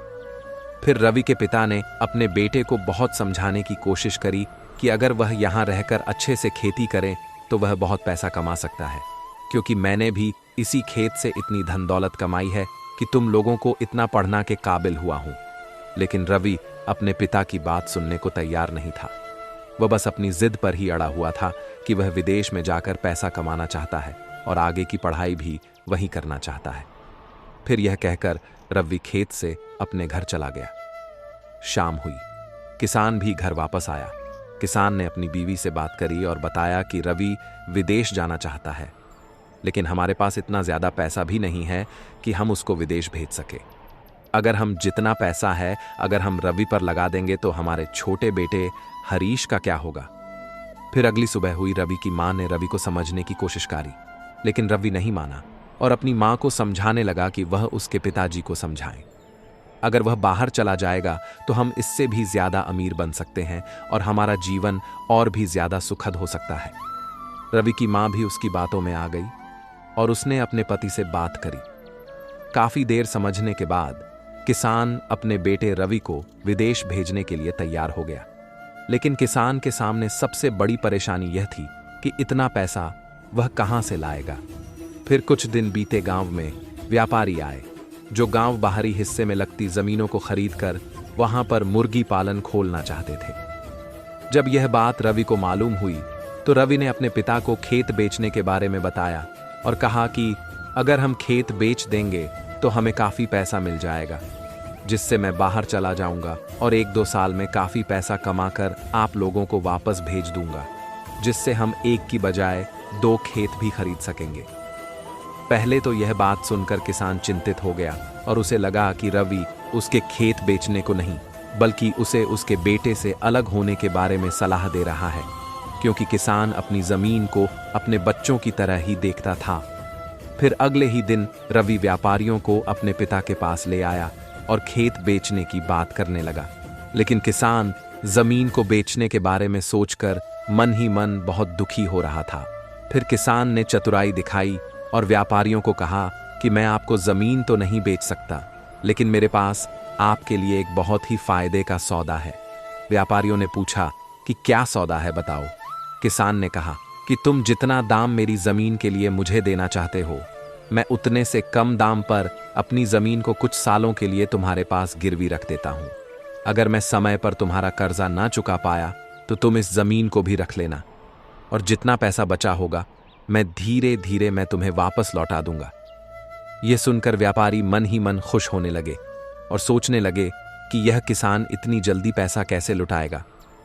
व्यापारी भी चतुर किसान की बात से सहमत हो गए और उन्होंने कुछ सालों के लिए जमीन अपने पास रख ली और किसान को जमीन पर खेती करने की अनुमति दे दी। व्यापारियों को लगता था कि आने वाले 3-4 सालों में किसान इतना पैसा इकट्ठा नहीं कर पाएगा कि वह हमारा कर्ज चुका सके। फिर व्यापारी वहां से चले गए, लेकिन चतुर किसान को मालूम था कि उसकी जमीन कितनी उपजाऊ है और वह हर साल कितना पैसा उससे कमाता है। फिर किसान ने अपने बेटे को विदेश भेज दिया और उसका बेटा भी विदेश जाकर मेहनत करके पैसा कमाने लगा। किसान का बेटा भी हर महीने कुछ ना कुछ पैसे घर भेजता रहता था और किसान भी पहले से ज्यादा मेहनत करके खेत में खेती करता रहता। चतुर किसान ने समय से पहले ही व्यापारियों को सारा कर्जा चुका दिया। इस प्रकार चतुर किसान की चतुराई से उसका बेटा भी विदेश चला गया और उसकी जमीन भी उसके पास बची रह गई। इस कहानी से हमें यह शिक्षा मिलती है कि अगर हम अपने दिमाग को सही तरीके से इस्तेमाल करें तो हम आने वाले नुकसान को भी फायदे में बदल सकते हैं। एक बार की बात है कि गांव में एक लड़के की मृत्यु हो जाती है और उस लड़के की मां बहुत ज्यादा रो रही होती है। तब उसी समय गांव में कुछ लोग आते हैं और उस स्त्री को कहते हैं कि तुम अपने लड़के के शव को लेकर गौतम बुद्ध के पास जाओ, वह तुम्हारे लड़के को जीवित कर देंगे। यह सुनकर वह स्त्री बहुत खुश होती है और गौतम बुद्ध के पास जाने के लिए तैयार हो जाती है। जिन लोगों ने उस स्त्री को गौतम बुद्ध के पास जाने की सलाह दी थी, असल में वह गौतम बुद्ध को नीचा दिखाना चाहते थे, क्योंकि वह लोग गौतम बुद्ध से नफरत करते थे। लेकिन उस स्त्री को इस बात की बिल्कुल भी जानकारी नहीं थी। उनके कहे अनुसार वह स्त्री गौतम बुद्ध के पास चली जाती है। उस समय वहां पर गौतम बुद्ध अपने शिष्यों को उपदेश दे रहे होते हैं। वह स्त्री सीधा गौतम बुद्ध के चरणों में जाकर अपने बच्चे लड़के के मृत शव को रख देती और कहती है कि मेरे बेटे की मृत्यु हो गई है। मुझे मालूम है कि आप इसे जिंदा कर सकते हैं। दुनिया में ऐसा कोई भी काम नहीं है जो आप नहीं कर सकते। आप परम ज्ञानी हैं। गौतम बुद्ध पहले उस स्त्री की बात सुनते रहे और वहां बैठे उनके शिष्य और अन्य लोग भी गौतम बुद्ध के जवाब का इंतजार करते रहे। थोड़ी देर बाद गौतम बुद्ध ने कहा कि ठीक है, मैं तुम्हारे पुत्र को जीवित कर दूंगा। यह सुनकर वहां बैठे सभी लोग हैरान हो जाते हैं कि क्या यह संभव है। फिर गौतम बुद्ध मृतक लड़के की मां को कहते हैं कि अपने पुत्र को अगर तुम जिंदा करना चाहती हो तो तुम्हें मेरा एक काम करना होगा। स्त्री कहती है कि आप बताइए, मैं काम करने के लिए तैयार हूं। गौतम बुद्ध उसको कहते हैं कि तुम एक मुट्ठी भर गेहूं लेकर आओ, लेकिन गेहूं उसी घर से लाना है जिसके घर में कभी भी कोई मृत्यु नहीं हुई है। वह स्त्री गेहूं लेने के लिए गांव में चली जाती है। पहले घर में जाती है, गेहूं मिल जाता है, लेकिन उस घर में काफी समय पहले बुढ़े आदमी की मृत्यु हो चुकी होती है। ऐसे करते करते हुए काफी घरों में जाती है, लेकिन सभी घरों में कभी ना कभी किसी ना किसी की मृत्यु हुई होती है। अब वह इस तरह समझ जाती है कि ऐसा नहीं हो सकता कि किसी भी घर में मृत्यु ना हुई हो। जिस घर में किसी ने अगर जन्म लिया है तो उसकी मृत्यु भी अवश्य हुई होगी। फिर वह स्त्री भी गौतम बुद्ध के पास चली जाती है और वहां जाकर गौतम बुद्ध के चरणों में जाकर बैठ जाती और कहती है कि आपने कुछ भी नहीं कहा, लेकिन मैं सब समझ गई कि जिसका जन्म हुआ है उसकी मृत्यु भी अवश्य होगी। चाहे वह इंसान सुंदर हो, करूप हो, बूढ़ा हो, जवान हो, अगर उसने जन्म लिया है तो उसकी मृत्यु अवश्य होगी। मुझे इस बात का ज्ञान तो था, लेकिन मैं इस बात को मानने के लिए तैयार नहीं थी। अब मुझे यह बात समझ आ गई है। और फिर वह स्त्री वहां से अपने बेटे की लाश को लेकर चली गई। एक बार की बात है कि एक गांव में एक बुजुर्ग आदमी रहता था जो लक्कड़ के खिलौने बनाकर पास के शहर में बेचता था और अपने घर का खर्चा निकलता था। एक दिन बुजुर्ग आदमी ने खिलौने बेचने के लिए शहर जाना था। उसने एक थैली में सारे खिलौने डाल दिए। जैसे ही वह बुजुर्ग चलने लगा, उसे याद आया कि उसने शहर से सामान भी लेकर आना है। फिर वह पैसे उठाने के लिए घर के अंदर चला गया। जब 5 मिनट बाद बुजुर्ग आदमी बाहर आया था, उसने देखा कि उसका थैला वहां से गायब हो चुका था और दूर एक नौजवान युवक उसका थैला कंधे पर लटकाते हुए जा रहा है। बुजुर्ग आदमी ने उस नौजवान युवक का पीछा किया और काफी देर तक पीछा करने के बाद जब बुजुर्ग आदमी नौजवान युवक के पास पहुंचा, बुजुर्ग, हे भाई, यह थैला मेरा है, तुम इसे वापस लौटा दो। नौजवान युवक, यह मेरा थैला है, मैं इसे घर से लेकर आया हूं। बुजुर्ग, तुमने अभी कुछ देर पहले मेरे घर के सामने से थैला उठाया है, मुझे वापस लौटा दो। नौजवान युवक, तुम पड़ गए हैं, यह मेरा थैला है, मैं इसे तुम्हें क्यों दूं? बुजुर्ग आदमी काफी देर तक नौजवान युवक की मिन्नतें निकलता रहा और उसे समझाने की कोशिश भी करता रहा, लेकिन युवक नहीं माना। फिर बुजुर्ग ने कहा कि यह मेरी रोजी रोटी है, मैंने बहुत मेहनत करके लकड़ी का सामान बनाया है, अगर तुम इसे ले जाओगे तो मेरा बहुत नुकसान हो जाएगा। लेकिन नौजवान युवक फिर भी नहीं माना और वह थैला लेकर वहां से चला गया। फिर बुजुर्ग आदमी परेशान होकर वहां से अपने घर लौट आया। फिर इस घटना के बारे में गौतम बुद्ध पता चला। वह उस समय जंगल के पास के खेत में बैठे थे। जब गौतम बुद्ध को पता चला कि उस नौजवान युवक ने बुजुर्ग आदमी का थैला चुराया है और बुजुर्ग को देने से भी मना कर रहा है, तब गौतम बुद्ध ने उस युवक नौजवान को अपने पास बुलाने के लिए अपने सहायकों को भेज दिया। फिर गौतम बुद्ध के सहायक नौजवान युवक और बुजुर्ग आदमी को बुलाकर ले आए। नौजवान युवक थैला साथ ही लेकर आया, क्योंकि गौतम बुद्ध ने थैला साथ लाने के लिए कहा था। फिर गौतम बुद्ध ने पहले नौजवान युवक से बात करी और पूछा कि क्या यह थैला तुम्हारा है? तो नौजवान युवक ने कहा है कि जी हाँ, यह मेरा थैला है। और दूसरी तरफ बुजुर्ग आदमी कह रहा था कि यह थैला मेरा है। फिर गौतम बुद्ध सोचने लगे कि अब इस थैले का फैसला कैसा किया जाए। थोड़ी देर सोचने के बाद गौतम बुद्ध ने बोला कि चलो ठीक है, मैं मान लेता हूं कि यह थैला तुम्हारा है। क्या तुम मुझे बता सकते हो कि इस थैले में क्या है? फिर नौजवान युवक ने कहा, जी हां, इसमें लकड़ी के खिलौने हैं। गौतम बुद्ध ने कहा कि क्या यह खिलौने तुमने खुद बनाए हैं? नौजवान युवक ने कहा, जी हां, यह खिलौने मैंने दिन रात मेहनत करके बनाए हैं। गौतम बुद्ध ने मुस्कुराते हुए कहा, चलो अच्छी बात है, तुम एक मेहनती युवक लग रहे हो। अगर तुमने इतनी मेहनत करके यह थैला बनाया था तो फिर थैला तुम्हारा ही होगा। गौतम बुद्ध के आसपास बैठे लोग गौतम बुद्ध के चेहरे को देखने लगे और सोचने लगे कि गौतम बुद्ध उस आदमी को थैला ले जाने के लिए कैसे कह सकते हैं। यह एक बार की बात है कि एक गांव के पास खाली बड़े से मैदान में एक पेड़ के नीचे गौतम बुद्ध बैठे थे। उनके सामने काफी सारे शिष्य भी बैठे थे। गौतम बुद्ध उन शिष्यों को अपने विचार सुना रहे थे और सभी शिष्य उनकी बातें ध्यान से सुन रहे थे। गौतम बुद्ध जी ने अपने शिष्यों को कहा कि हमें कभी भी जिंदगी में क्रोध नहीं करना चाहिए और कभी भी किसी को बुरा भला नहीं कहना चाहिए, क्योंकि जो व्यक्ति क्रोध में रहता है वह खुद को नुकसान पहुंचाता है और दूसरों को भी नुकसान पहुंचाता है। क्रोध में रहने वाला व्यक्ति और हमेशा प्रतिशोध की आग में जलता है और अपने जीवन को बर्बाद करता है। उनका उपदेश खत्म होने के तुरंत बाद उनका एक शिष्य खड़ा हुआ और गौतम बुद्ध को कहने लगा कि जो बातें तुम कह रहे हो सब व्यर्थ है।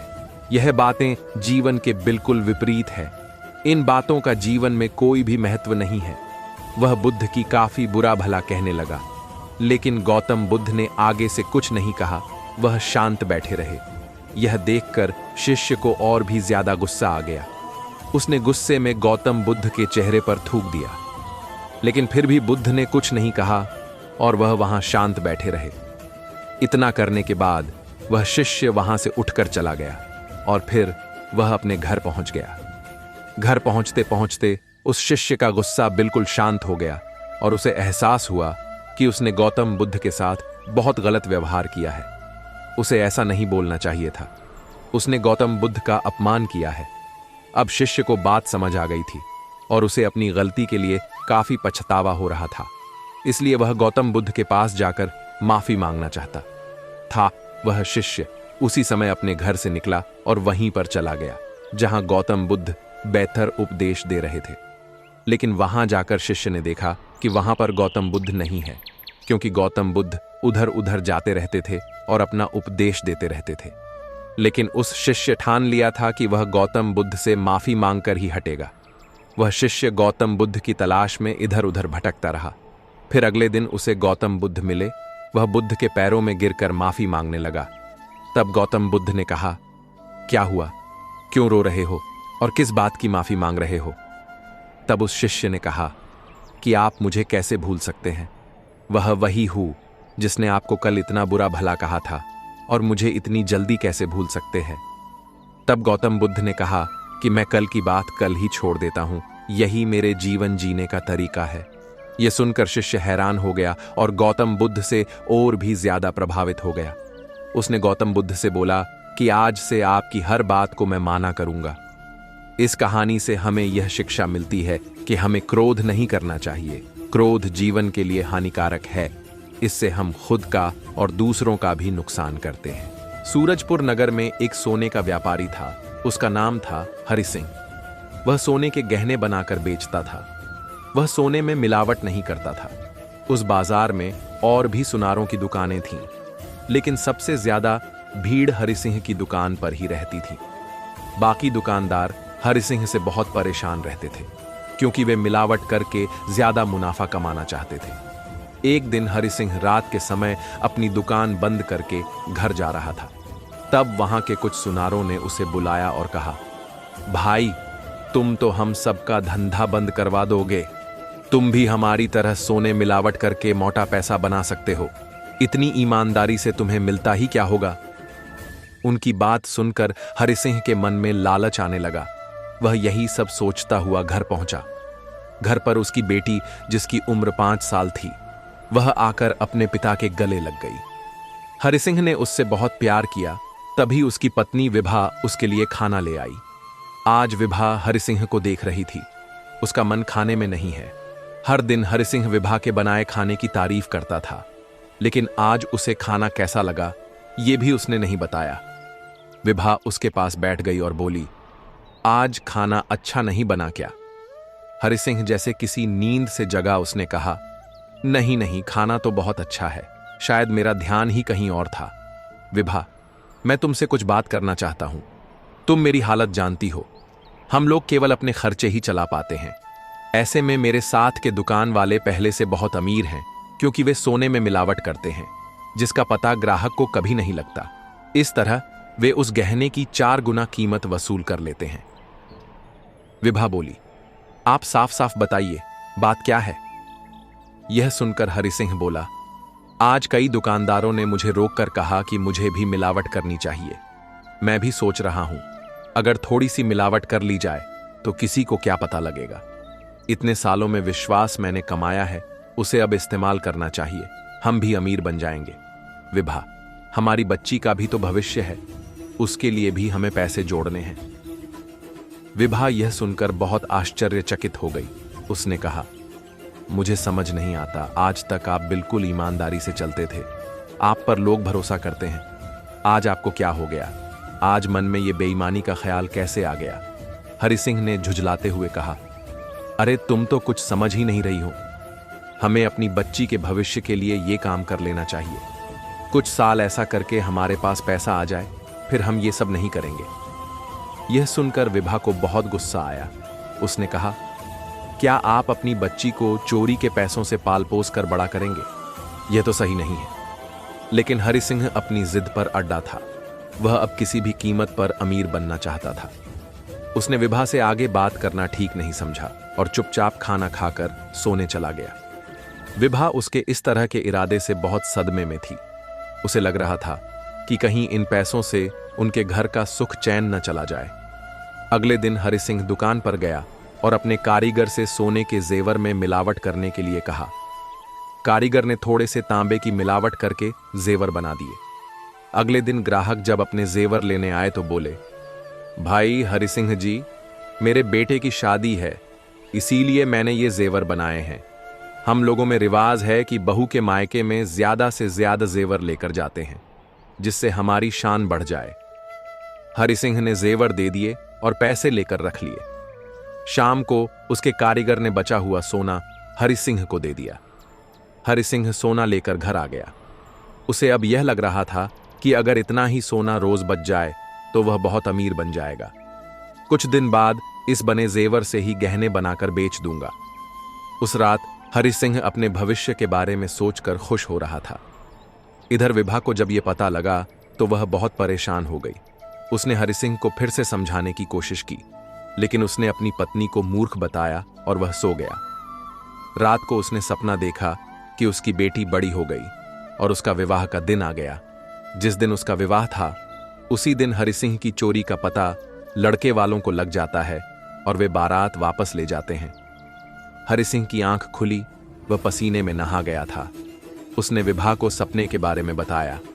विभा ने कहा, आपकी ईमानदारी ही हमारे लिए सबसे बड़ी दौलत है, ये काम छोड़ दीजिए। हरिसिंह बोला, हां, अब मैं आगे से कभी ये काम नहीं करूंगा, लेकिन अब इस सोने का क्या करूं? सेठ जी को वापस करना ही सही रहेगा, लेकिन वो मेरी बात पर विश्वास नहीं करेंगे। विभा ने कहा, तुम कल उनके घर चले जाओ और ये वापस करके माफी मांग लेना या कोई बहाना लगा देना। अगले दिन हरिसिंह दुकान पर गया। उसका दुकान पर मन नहीं लग रहा था। वह सारा दिन सोचता, लेकिन उसे तो सेठ जी का पता मालूम ही नहीं था। रात के समय वह दुकान बंद करके घर जा रहा था। तभी उसका ध्यान एक शादी समारोह में गया। वहां काफी भीड़ थी। वह भी वहां देखने पहुंच गया। लड़की के पिता गुस्से में अपने समधी से लड़ रहे थे। आप ये नकली गहने लेकर हमारी लड़की को अपने घर की बहू बनाने आए थे, आपको शर्म आनी चाहिए। जब हरिसिंह ने देखा तो ये तो वही सेठ जी थे और वहीं पास में सारे जेवर रखे थे। सेठ जी ने कहा, आप एक काम कीजिए, अपने जान पहचान के किसी सुनार को बुलाइए, उससे गहनों की जांच करवाइए। सुनार को बुलाया गया। उसने गहनों की जांच की और कहा, इनमें कुछ मिलावट है। यह सुनकर सेठ जी को बहुत गुस्सा आया। वे बोले, माफ कीजिए समधी जी, ये धोखा मुझे उस हरि सिंह सुनार ने दिया है। रामेश्वर जी एक छोटे से शहर में एक सरकारी दफ्तर में क्लर्क थे, एकदम ईमानदार, कर्मठ और उसूलों के पक्के। दफ्तर के बाकी कर्मचारी घूसखोर, लालची किस्म के थे। हर काम के लिए आने वाले से रिश्वत लेते थे। रामेश्वर जी के घर में उनकी पत्नी सुधा और उनके 2 पुत्र थे, अविनाश और सौरभ। दोनों पढ़ने में बहुत तेज थे। रामेश्वर जी उन्हें पढ़ा लिखा कर अफसर बनाना चाहते थे, इसलिए दफ्तर से घर आते ही दोनों को पढ़ाने बैठ जाते थे। एक दिन रामेश्वर जी की दफ्तर से छुट्टी थी। पूरे घर ने उस दिन सफाई करने की ठान ली। बहुत दिनों से घर में सफाई नहीं हुई थी। सभी को काम बांट दिए गए। जैसे सुधा को रसोई साफ करनी थी, दोनों बेटों और रामेश्वर जी को बेडरूम और ड्राइंग रूम साफ करना था। सबसे पहले रामेश्वर जी और उनके दोनों बेटों ने ड्राइंग रूम को साफ किया। उसके बाद वे तीनों बेडरूम में पहुंच गए। सफाई करते करते रामेश्वर जी ने बड़ा सा लकड़ी का बॉक्स निकाला, उसे साफ किया। यह देखकर अविनाश ने पूछा, पापा इसमें क्या है? यह सुनकर रामेश्वर जी ने कहा, कुछ नहीं बेटे, बस ऐसे ही कुछ पुराना सामान है। तब सौरभ बोला, पापा खोलो ना, इसे हमें भी दिखाओ क्या है इसमें। रामेश्वर जी ने गुस्सा होते हुए कहा, तुम्हें कहा ना कि इसमें पुराना सामान है। जब तुम बड़े हो जाओगे तब तुम्हें यह मिल जाएगा, देखते रहना, अभी नहीं। अविनाश बोला, पापा क्या आपने इसमें कोई खजाना छिपा रखा है? सौरभ ने भी उसकी बात का समर्थन करते हुए कहा, हाँ पापा, मुझे लगता है आपने हमसे छिपाकर पैसा रख रखा है और हम इतनी गरीबी में जिंदगी गुजार रहे हैं। रामेश्वर जी को गुस्सा तो आ रहा था, लेकिन उन्होंने समझाते हुए कहा, नहीं बेटा, ऐसी बात नहीं है, मैंने तुमसे कुछ नहीं छुपा रखा। वैसे इसमें पैसे नहीं हैं, मेरा यकीन करो। शोर सुनकर सुधा जी रसोई से बाहर आ गईं। अरे क्या हुआ, इतना शोर क्यों मचा रखा है? तब तक दोनों बच्चे गुस्सा होकर बाहर निकल जाते हैं। सुधा जी के पूछने पर रामेश्वर जी उन्हें बक्से के बारे में बताते हैं। सुधा जी, तो आप बक्सा खोलकर दिखा देते। रामेश्वर जी ने समझाते हुए कहा, बच्चों को अपने पिता की बात पर भरोसा होना चाहिए। अब तो ये समझो ये बक्सा नहीं, तिजोरी है, और खबरदार जो तुमने इसके बारे में उन दोनों से कोई बात की। दोनों मिलकर सफाई करते हैं। दोनों बच्चे शाम को घर वापस आते हैं। दोनों गुस्सा थे। अगले दिन से जैसे दुनिया ही बदल गई। दोनों कल तक जहां अपने माता पिता की इज्जत करते थे, वहां आज दोनों नफरत करने लगे। अविनाश और सौरभ को लगने लगा कि उसके पिता ने बहुत दौलत जमा कर रखी है और हमेशा गरीबी का रोना रोकर उन्हें हर चीज के लिए मना कर देते थे। वे बेचारे ये सोचकर कि पापा ईमानदार हैं, रिश्वत नहीं लेते, लेकिन उनके पापा ने तो बहुत पैसा दबा कर रख रखा है। सुबह दोनों स्कूल चले जाते हैं, लेकिन वहां भी उनका पढ़ाई में मन नहीं लगता। इधर रामेश्वर जी भी जब ऑफिस पहुंचते हैं तो उनका काम में मन नहीं लगता। सुधा जी बेमन से घर का काम निपटा रही थीं। रामनाथ जी को शहर में आए अभी 2 साल हुए थे। उनका बेटा सचिन शहर में नौकरी करता था, इसलिए वह अपने पिता को भी शहर ले आया था। सचिन की पत्नी राधिका को रामनाथ जी का उनके साथ रहना पसंद नहीं था। वह चाहती थी कि हम अकेले में मजे से रहें। इसी बात को लेकर अक्सर घर में कहासुनी होती रहती थी। एक दिन राधिका घर का काम निपटा रही थी, तभी रामनाथ जी के हाथ से एक शीशे का गिलास गिरकर टूट गया। राधिका को बहुत गुस्सा आया। वह बोली, बाबूजी, आपको दिखाई नहीं देता कि मैं सारा दिन घर का काम करती रहती हूं और आप नुकसान करते रहते हैं। अब कौन ये समेटेगा? राधिका की बात सुनकर रामनाथ जी बोले, बेटी मैं साफ कर देता हूं। यह कहकर रामनाथ जी कांच के टुकड़े समेटने लगे। तभी एक कांच उनके पैर में चुभ गया। खून की धार फूट पड़ी। रामनाथ जी ने किसी तरह कांच का टुकड़ा पैर से निकाला और बहू को आवाज दी। राधिका आई और खून देखकर चिल्लाने लगी, ये क्या किया? सारा फर्श गंदा कर दिया। दवा लगाइए, इस पर जाइए अपने कमरे में, मेरा काम और बढ़ा दिया। रामनाथ जी लंगड़ाते हुए अपने कमरे में पहुंच गए।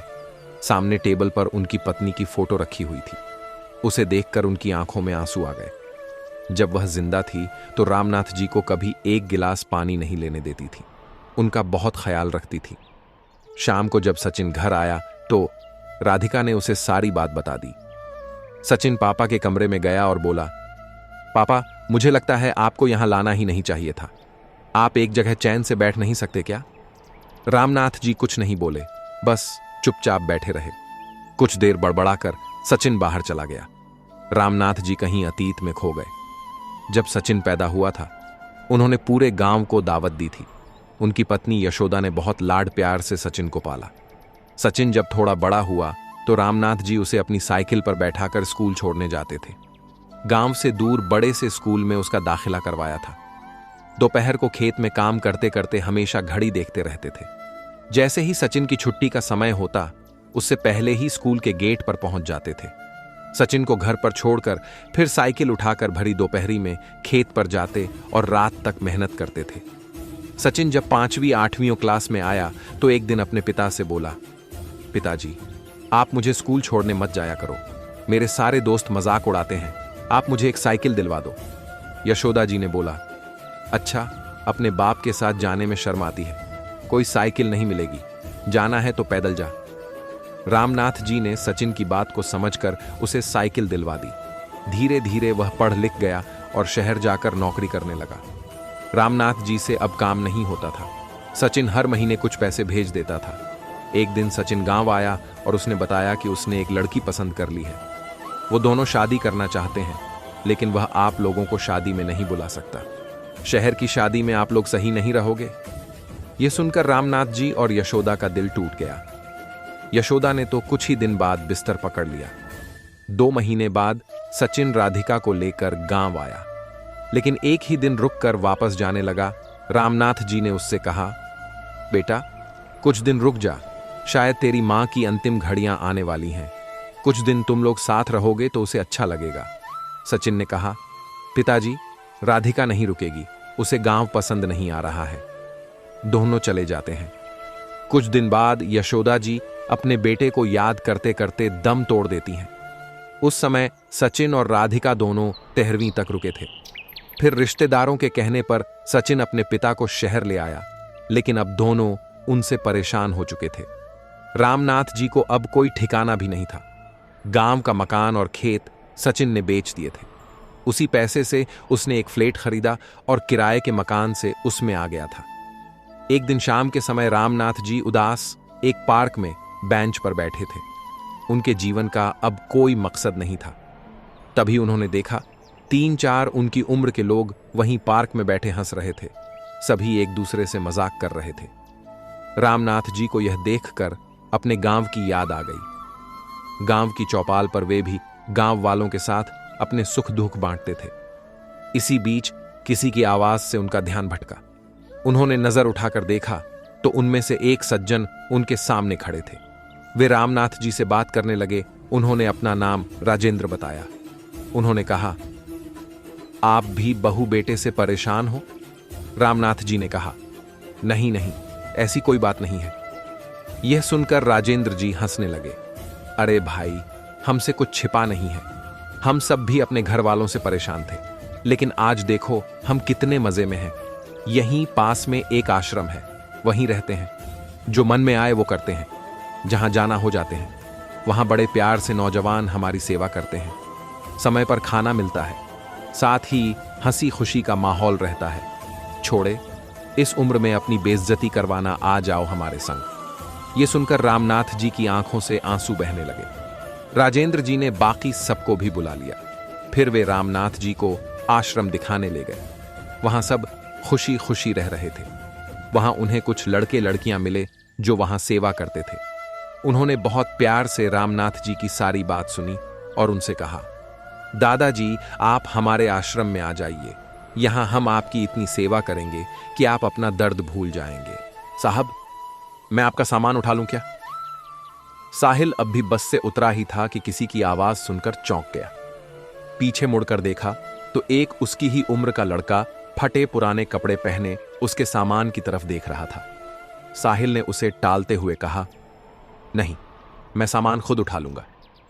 यह सुनकर वह लड़का थोड़ा सा निराश हो गया और बोला, साहब, कुछ भी दे दीजिएगा, बहुत मजबूर हूं, कुछ खाने का इंतजाम हो जाएगा।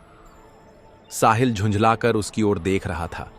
उस लड़के की आंखों में उसे आंसू नजर आ रहे थे। फिर उसने गौर से उसे देखा तो समझ में आया, यह तो उसके बचपन का दोस्त राहुल है। इस हाल में? साहिल ने उससे कहा, पहले मेरे साथ चलो। वह उसे पास के एक ढाबे पर ले गया। क्या खाओगे? साहिल के पूछने पर लड़के ने कहा, नहीं साहब, अगर आप सामान उठवाओगे तो ही मैं कुछ लूंगा। साहिल हंसते हुए बोला, हाँ मैं जानता हूं तुम बहुत खुददार हो, किसी की मदद नहीं लोगे। सामान बाद में उठा लेना, पहले कुछ खा लो। बैठो, मैं अभी आया। लड़का डरते डरते सामने पड़ी मेज कुर्सी पर बैठ गया। साहिल कुछ देर में आकर उसके सामने वाली कुर्सी पर बैठ जाता है। साहिल उससे पूछता है, तुम इस हाल में कैसे? मेरा मतलब है कुछ अपने बारे में बताओ। राहुल ने बताया, साहब मेरे पिता इसी गांव में एक किसान थे। गांव के जमींदार से कर्ज लेकर उन्होंने फसल लगाई थी, लेकिन सारी फसल खराब हो गई। कर्ज का ब्याज बढ़ता गया। जमींदार ने खेतों पर, बैलों पर और घर पर कब्जा कर लिया। पिताजी ये सब बर्दाश्त न कर सके और फांसी लगा ली। मैं तब छोटा था। कुछ दिन बाद मां भी चल बसी। स्कूल जाना तो दूर, गांव में कोई काम न मिला, भूखे मरने लगा। तब से जो भी काम मिलता है वह कर लेता हूं। दोपहर को बस के आने पर कोई कोई सवारी सामान उठवा लेती है तो खाने का जुगाड़ हो जाता है। तभी खाना आ गया। खाना देखकर राहुल बोला, साहब ये तो बहुत महंगा होगा। मेरी मजदूरी तो बस 10 रुपए बनती है। ये सब मैं कैसे चुका पाऊंगा? साहिल हंसते हुए बोला, अभी मैं आया हूं, वापस भी जाऊंगा, तब मेरी सामान उठा लेना। साहिल उसे जानबूझकर अपनी पहचान नहीं बता रहा था। उसे पता था अगर उसने ऐसा किया तो राहुल उससे मदद नहीं लेगा। राहुल बहुत भूखा था। वह जल्दी जल्दी खाना खाने लगा। इधर साहिल कुछ देर के लिए पुराने दिनों में खो गया। उस समय दोनों एक ही स्कूल में पढ़ते थे। दोनों साथ खेलते थे। राहुल पढ़ने में बहुत तेज था। उसमें और साहिल में हमेशा फर्स्ट आने की होड़ लगी रहती थी। साहिल के पिता उसी स्कूल में अध्यापक थे। साहिल के पिता का ट्रांसफर हो गया तो साहिल स्कूल छोड़कर शहर चला गया। आज वह कॉलेज में पढ़ता है। छुट्टियों में गांव के पुराने दोस्तों से मिलने चला आया। वैसे उसके चाचा भी इसी गांव में रहते हैं। साहिल को यह उम्मीद बिल्कुल नहीं थी कि उसका दोस्त उसे इस हाल में मिलेगा। साहिल अपने ही ख्यालों में खोया हुआ था। तभी राहुल ने उसे कहा, साहब मेरा खाना हो गया, चलिए आपका सामान उठा लेता हूं। साहिल ने जवाब दिया, अभी चलते हैं, बैठो और कुछ अपने बारे में बताओ। अब कहां रहते हो और आगे क्या करोगे? राहुल ने जवाब दिया, साहब क्या करोगे मेरे बारे में जानकर? मेरे जैसे लोग ऐसे ही सड़क पर मजदूरी करते रहते हैं और एक दिन ऐसे ही मर जाते हैं। एक समय था, हमारे पास भी सब कुछ था। वो जो सामने आप स्कूल देख रहे हैं, मैं वहां पढ़ा करता था। साहिल बोला, अब पढ़ने का मन नहीं करता? राहुल बोला, साहब माता पिता का साया क्या होता है ये उनके जाने के बाद पता लगता है। मेरे पिता मुझे सरकारी अफसर बनाना चाहते थे। साहिल उसकी बातें गौर से सुन रहा था। राहुल को एक पल के लिए भी यह एहसास नहीं हुआ कि यह तो उसका बिछुड़ा हुआ दोस्त है, क्योंकि साहिल के नयन नक्श से लेकर उसका पहनावा सब बदल चुका था। राहुल ने पूछा, साहब आप यहां किसके घर आए हैं? साहिल ने अपनी पहचान छिपाते हुए कहा, नहीं, बस ऐसे ही गांव घूमने आया था। यहां कोई होटल मिल जाएगा रुकने के लिए? हाँ साहब, बस स्टैंड के पीछे ही एक होटल है। आपके शहर जैसा तो नहीं, पर ठीक ठाक है। मैं आपको वहीं ले चलता हूं, राहुल बोला। साहिल ने हाँ में सर हिलाया। राहुल सामान लेकर आगे आगे और साहिल उसके पीछे पीछे चलने लगा। कुछ ही देर में वे होटल में पहुंच गए। साहिल ने एक कमरा लिया। राहुल उससे कहने लगा, साहब मैं चलता हूं, जब आपको जाना हो बता देना, मैं आपका सामान लेने आ जाऊंगा।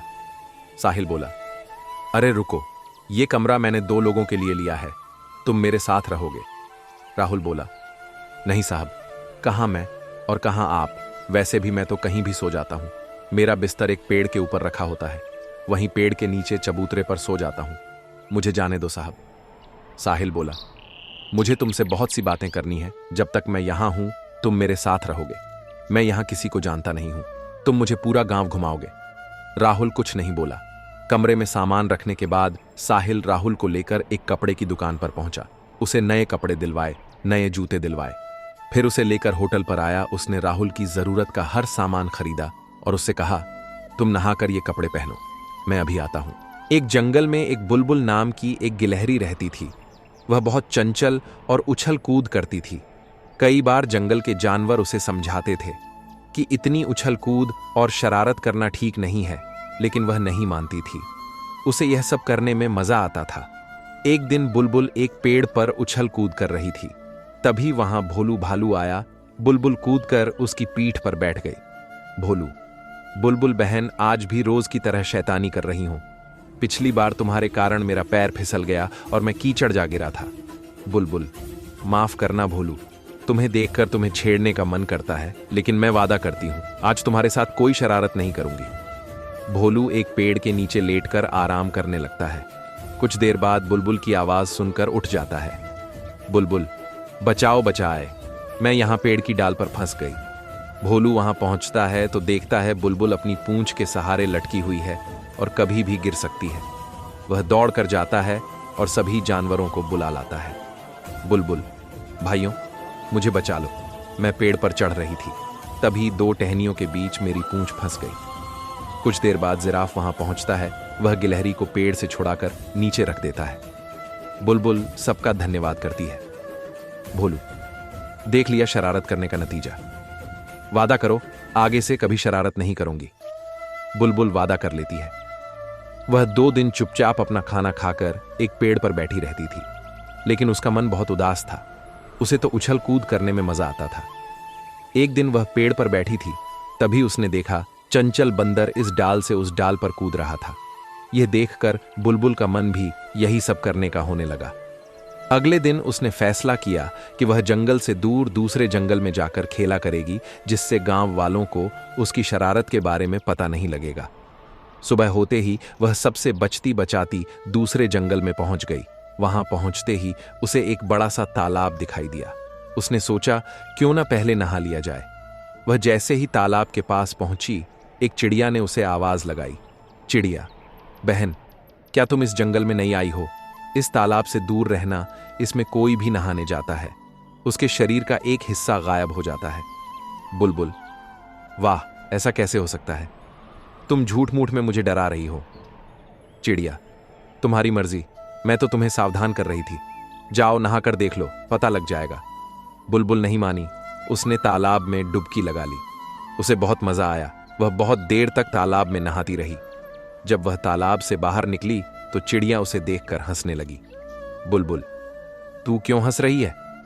चिड़िया, तुम्हारी पूंछ कहां है? बुलबुल ने पलटकर देखा तो उसकी पूंछ नहीं थी। बिना पूंछ के वह बहुत बुरी लग रही थी। बुलबुल रोने लगी। वह तालाब के पास जाकर उससे अपनी पूंछ वापस मांगने लगी। सुबह से शाम होने लगी, लेकिन तालाब से पूंछ वापस नहीं मिली। हार कर बुलबुल वापस चलने लगी। तभी तालाब से आवाज आई, तालाब, ये जादुई तालाब है। तुम्हें चिड़िया ने मना किया था यहां नहाने के लिए, लेकिन तुम नहीं मानी, इसीलिए तुम्हारी पूंछ चली गई। बुलबुल, मुझे माफ कर दो। अब मैं कभी किसी से बिना पूछे उसकी कोई चीज इस्तेमाल नहीं करूंगी। तालाब, अब तुम अपने जंगल में जाकर सब जानवरों से माफी मांगो और आज से शरारत करना बंद करो। जंगल में सबकी मदद करो, फिर धीरे धीरे तुम्हारी पूंछ वापस आ जाएगी। बुलबुल जंगल में वापस आ जाती है। अगले दिन सब बिना पूंछ की गिलहरी की हंसी उड़ाने लगते हैं, लेकिन बुलबुल बुरा नहीं मानती। वह सबसे माफी मांगती है। फिर वह सबकी मदद करने का वादा करती है। वह बरसात में चिड़िया के बच्चों के लिए दाना लाकर देती है। पेड़ से फल तोड़कर नीचे गिराती है, जिससे भोलू भालू उन्हें उठाकर खा सके। इसी तरह वह सब जानवरों की मदद करने लगती है, जिससे सब उसे दुआएं देते हैं। उनकी दुआओं से उसकी पूंछ धीरे धीरे वापस आ जाती है। यह देखकर गिलहरी बहुत खुश होती है। शिक्षा, बिना आज्ञा किसी भी चीज को इस्तेमाल नहीं करना चाहिए। एक समय की बात है। एक राज्य में एक प्रतापी राजा राज करता था। एक दिन उसके दरबार में एक विदेशी आगंतुक आया और उसने राजा को एक सुंदर पत्थर उपहार में दिया। राजा वह पत्थर देख बहुत प्रसन्न हुआ। उसने उस पत्थर से भगवान विष्णु की प्रतिमा का निर्माण कर उसे राज्य के मंदिर में स्थापित करने का निर्णय लिया और प्रतिमा निर्माण का कार्य राज्य के महामंत्री को सौंप दिया। महामंत्री गांव के सर्वश्रेष्ठ मूर्तिकार के पास गया और उसे वह पत्थर देते हुए बोला, महाराज मंदिर में भगवान विष्णु की प्रतिमा स्थापित करना चाहते हैं। 7 दिवस के भीतर इस पत्थर से भगवान विष्णु की प्रतिमा तैयार कर राजमहल पहुंचा देना। इसके लिए तुम्हें 50 स्वर्ण मुद्राएं दी जाएंगी। 50 स्वर्ण मुद्राओं की बात सुनकर मूर्तिकार खुश हो गया और महामंत्री के जाने के उपरांत प्रतिमा का निर्माण कार्य प्रारंभ करने के उद्देश्य से अपने औजार निकाल लिए। अपने औजारों में से उसने एक हथौड़ा लिया और पत्थर तोड़ने के लिए उस पर हथौड़े से वार करने लगा, किंतु पत्थर जस का तस रहा। मूर्तिकार ने हथौड़े के कई वार पत्थर पर किए, किंतु पत्थर नहीं टूटा। 50 बार प्रयास करने के उपरांत मूर्तिकार ने अंतिम बार प्रयास करने के उद्देश्य से हथौड़ा उठाया, किंतु यह सोचकर हथौड़े पर प्रहार करने के पूर्व ही उसने हाथ खींच लिया कि जब 50 बार वार करने से पत्थर नहीं टूटा तो अब क्या टूटेगा। वह पत्थर लेकर वापस महामंत्री के पास गया और उसे यह कह वापस कराया कि इस पत्थर को तोड़ना नामुमकिन है, इसलिए इससे भगवान विष्णु की प्रतिमा नहीं बन सकती। महामंत्री को राजा का आदेश हर स्थिति में पूर्ण करना था, इसलिए उसने भगवान विष्णु की प्रतिमा निर्मित करने का कार्य गांव के एक साधारण से मूर्तिकार को सौंप दिया। पत्थर लेकर मूर्तिकार ने महामंत्री के सामने ही उस पर हथौड़े से प्रहार किया और वह पत्थर एक बार में ही टूट गया। पत्थर टूटने के बाद मूर्तिकार प्रतिमा बनाने में जुट गया। इधर महामंत्री सोचने लगा कि काश पहले मूर्तिकार ने एक अंतिम प्रयास और किया होता तो सफल हो गया होता और 50 स्वर्ण मुद्राओं का हकदार बनता। मित्रों, हम भी अपने जीवन में ऐसी परिस्थितियों से दो चार होते रहते हैं। कई बार किसी कार्य को करने के पूर्व या किसी समस्या के सामने आने पर उसका निराकरण करने के पूर्व ही हमारा आत्मविश्वास डगमगा जाता है और हम प्रयास किए बिना ही हार मान लेते हैं। कई बार हम 1-2 प्रयास में असफलता मिलने पर आगे प्रयास करना छोड़ देते हैं, जबकि हो सकता है कि कुछ प्रयास और करने पर कार्य पूर्ण हो जाता या समस्या का समाधान हो जाता। यदि जीवन में सफलता प्राप्त करनी है तो बार बार असफल होने पर भी तब तक प्रयास करना नहीं छोड़ना चाहिए जब तक सफलता नहीं मिल जाती। क्या पता जिस प्रयास को करने के पूर्व हम हाथ खींच लें वही हमारा अंतिम प्रयास हो और उसमें हमें कामयाबी प्राप्त हो जाए। एक प्रोफेसर क्लास ले रहे थे। क्लास के सभी छात्र बड़ी ही रुचि से उनके लेक्चर को सुन रहे थे। उनके पूछे गए सवालों के जवाब दे रहे थे, लेकिन उन छात्रों के बीच कक्षा में एक छात्र ऐसा भी था जो चुपचाप और गुमसुम बैठा हुआ था। प्रोफेसर ने पहले ही दिन उस छात्र को नोटिस कर लिया, लेकिन कुछ नहीं बोले। लेकिन जब 4 से 5 दिन तक ऐसा ही चला तो उन्होंने उस छात्र को क्लास के बाद अपने केबिन में बुलवाया और पूछा, तुम हर समय उदास रहते हो, क्लास में अकेले और चुपचाप बैठे रहते हो, लेक्चर पर भी ध्यान नहीं देते, क्या बात है, कुछ परेशानी है क्या? सर, वो छात्र कुछ हिचकिचाते हुए बोला, मेरे अतीत में कुछ ऐसा हुआ है जिसकी वजह से मैं परेशान रहता हूँ, समझ नहीं आता क्या करूँ। प्रोफेसर भले व्यक्ति थे। उन्होंने उस छात्र को शाम को अपने घर पर बुलवाया। शाम को जब छात्र प्रोफेसर के घर पहुंचा तो प्रोफेसर ने उसे अंदर बुलाकर बैठाया। फिर स्वयं किचन में चले गए और शिकंजी बनाने लगे। उन्होंने जानबूझकर शिकंजी में ज्यादा नमक। बहुत पुरानी बात है, एक आश्रम हुआ करता था जिसमें एक गुरु अपने शिष्यों के साथ रहा करते थे। उनका एक लड़का भी था जो अन्य शिष्यों के साथ शिक्षा ग्रहण कर रहा था। वह गुरु सबको एक समान मानकर ही शिक्षा देते थे और गलती होने पर सबको कठिन से कठिन दंड देते थे। उन गुरु का एक परम शिष्य था जिसका नाम रामानंद था और उनके लड़के का नाम परमानंद था। परमानंद को यह घमंड था कि बड़े होकर उसको ही गुरु बनना है और आश्रम का संचालन करना है, पर गुरु ऐसा नहीं मानते थे। वह अपने उत्तराधिकारी को चुनने के लिए निश्चिंत थे और मन बना चुके थे कि जो भी उनकी सच्चे भाव से सेवा करेगा वही इस गुरुकुल का अगला गुरु होगा। रामानंद आंख बंद कर कर गुरु की सारी आज्ञा का पालन करता था। एक गुरु अपने शिष्यों के दूसरे गांव में भ्रमण कर रहे थे, तभी उनके हाथ से उनका कमंडल छूट गया और एक गंदे नाले में जाकर गिर गया। गुरु ने देखा सारे शिष्य इधर उधर भटक रहे हैं, कोई उस नाली में जाकर कमंडल नहीं निकाल रहा है। इतने में रामानंद उस नाली में गया और कमंडल को खोजने लगा। कुछ देर के बाद उसको कमंडल मिल गया। गुरु रामानंद की इस बात से बहुत खुश हुए और इस घटना से सभी को यह विश्वास हो गया कि रामानंद की सबसे ज्यादा गुरु की आज्ञा का पालन करता है और उनकी हर जरूरत को समझता है।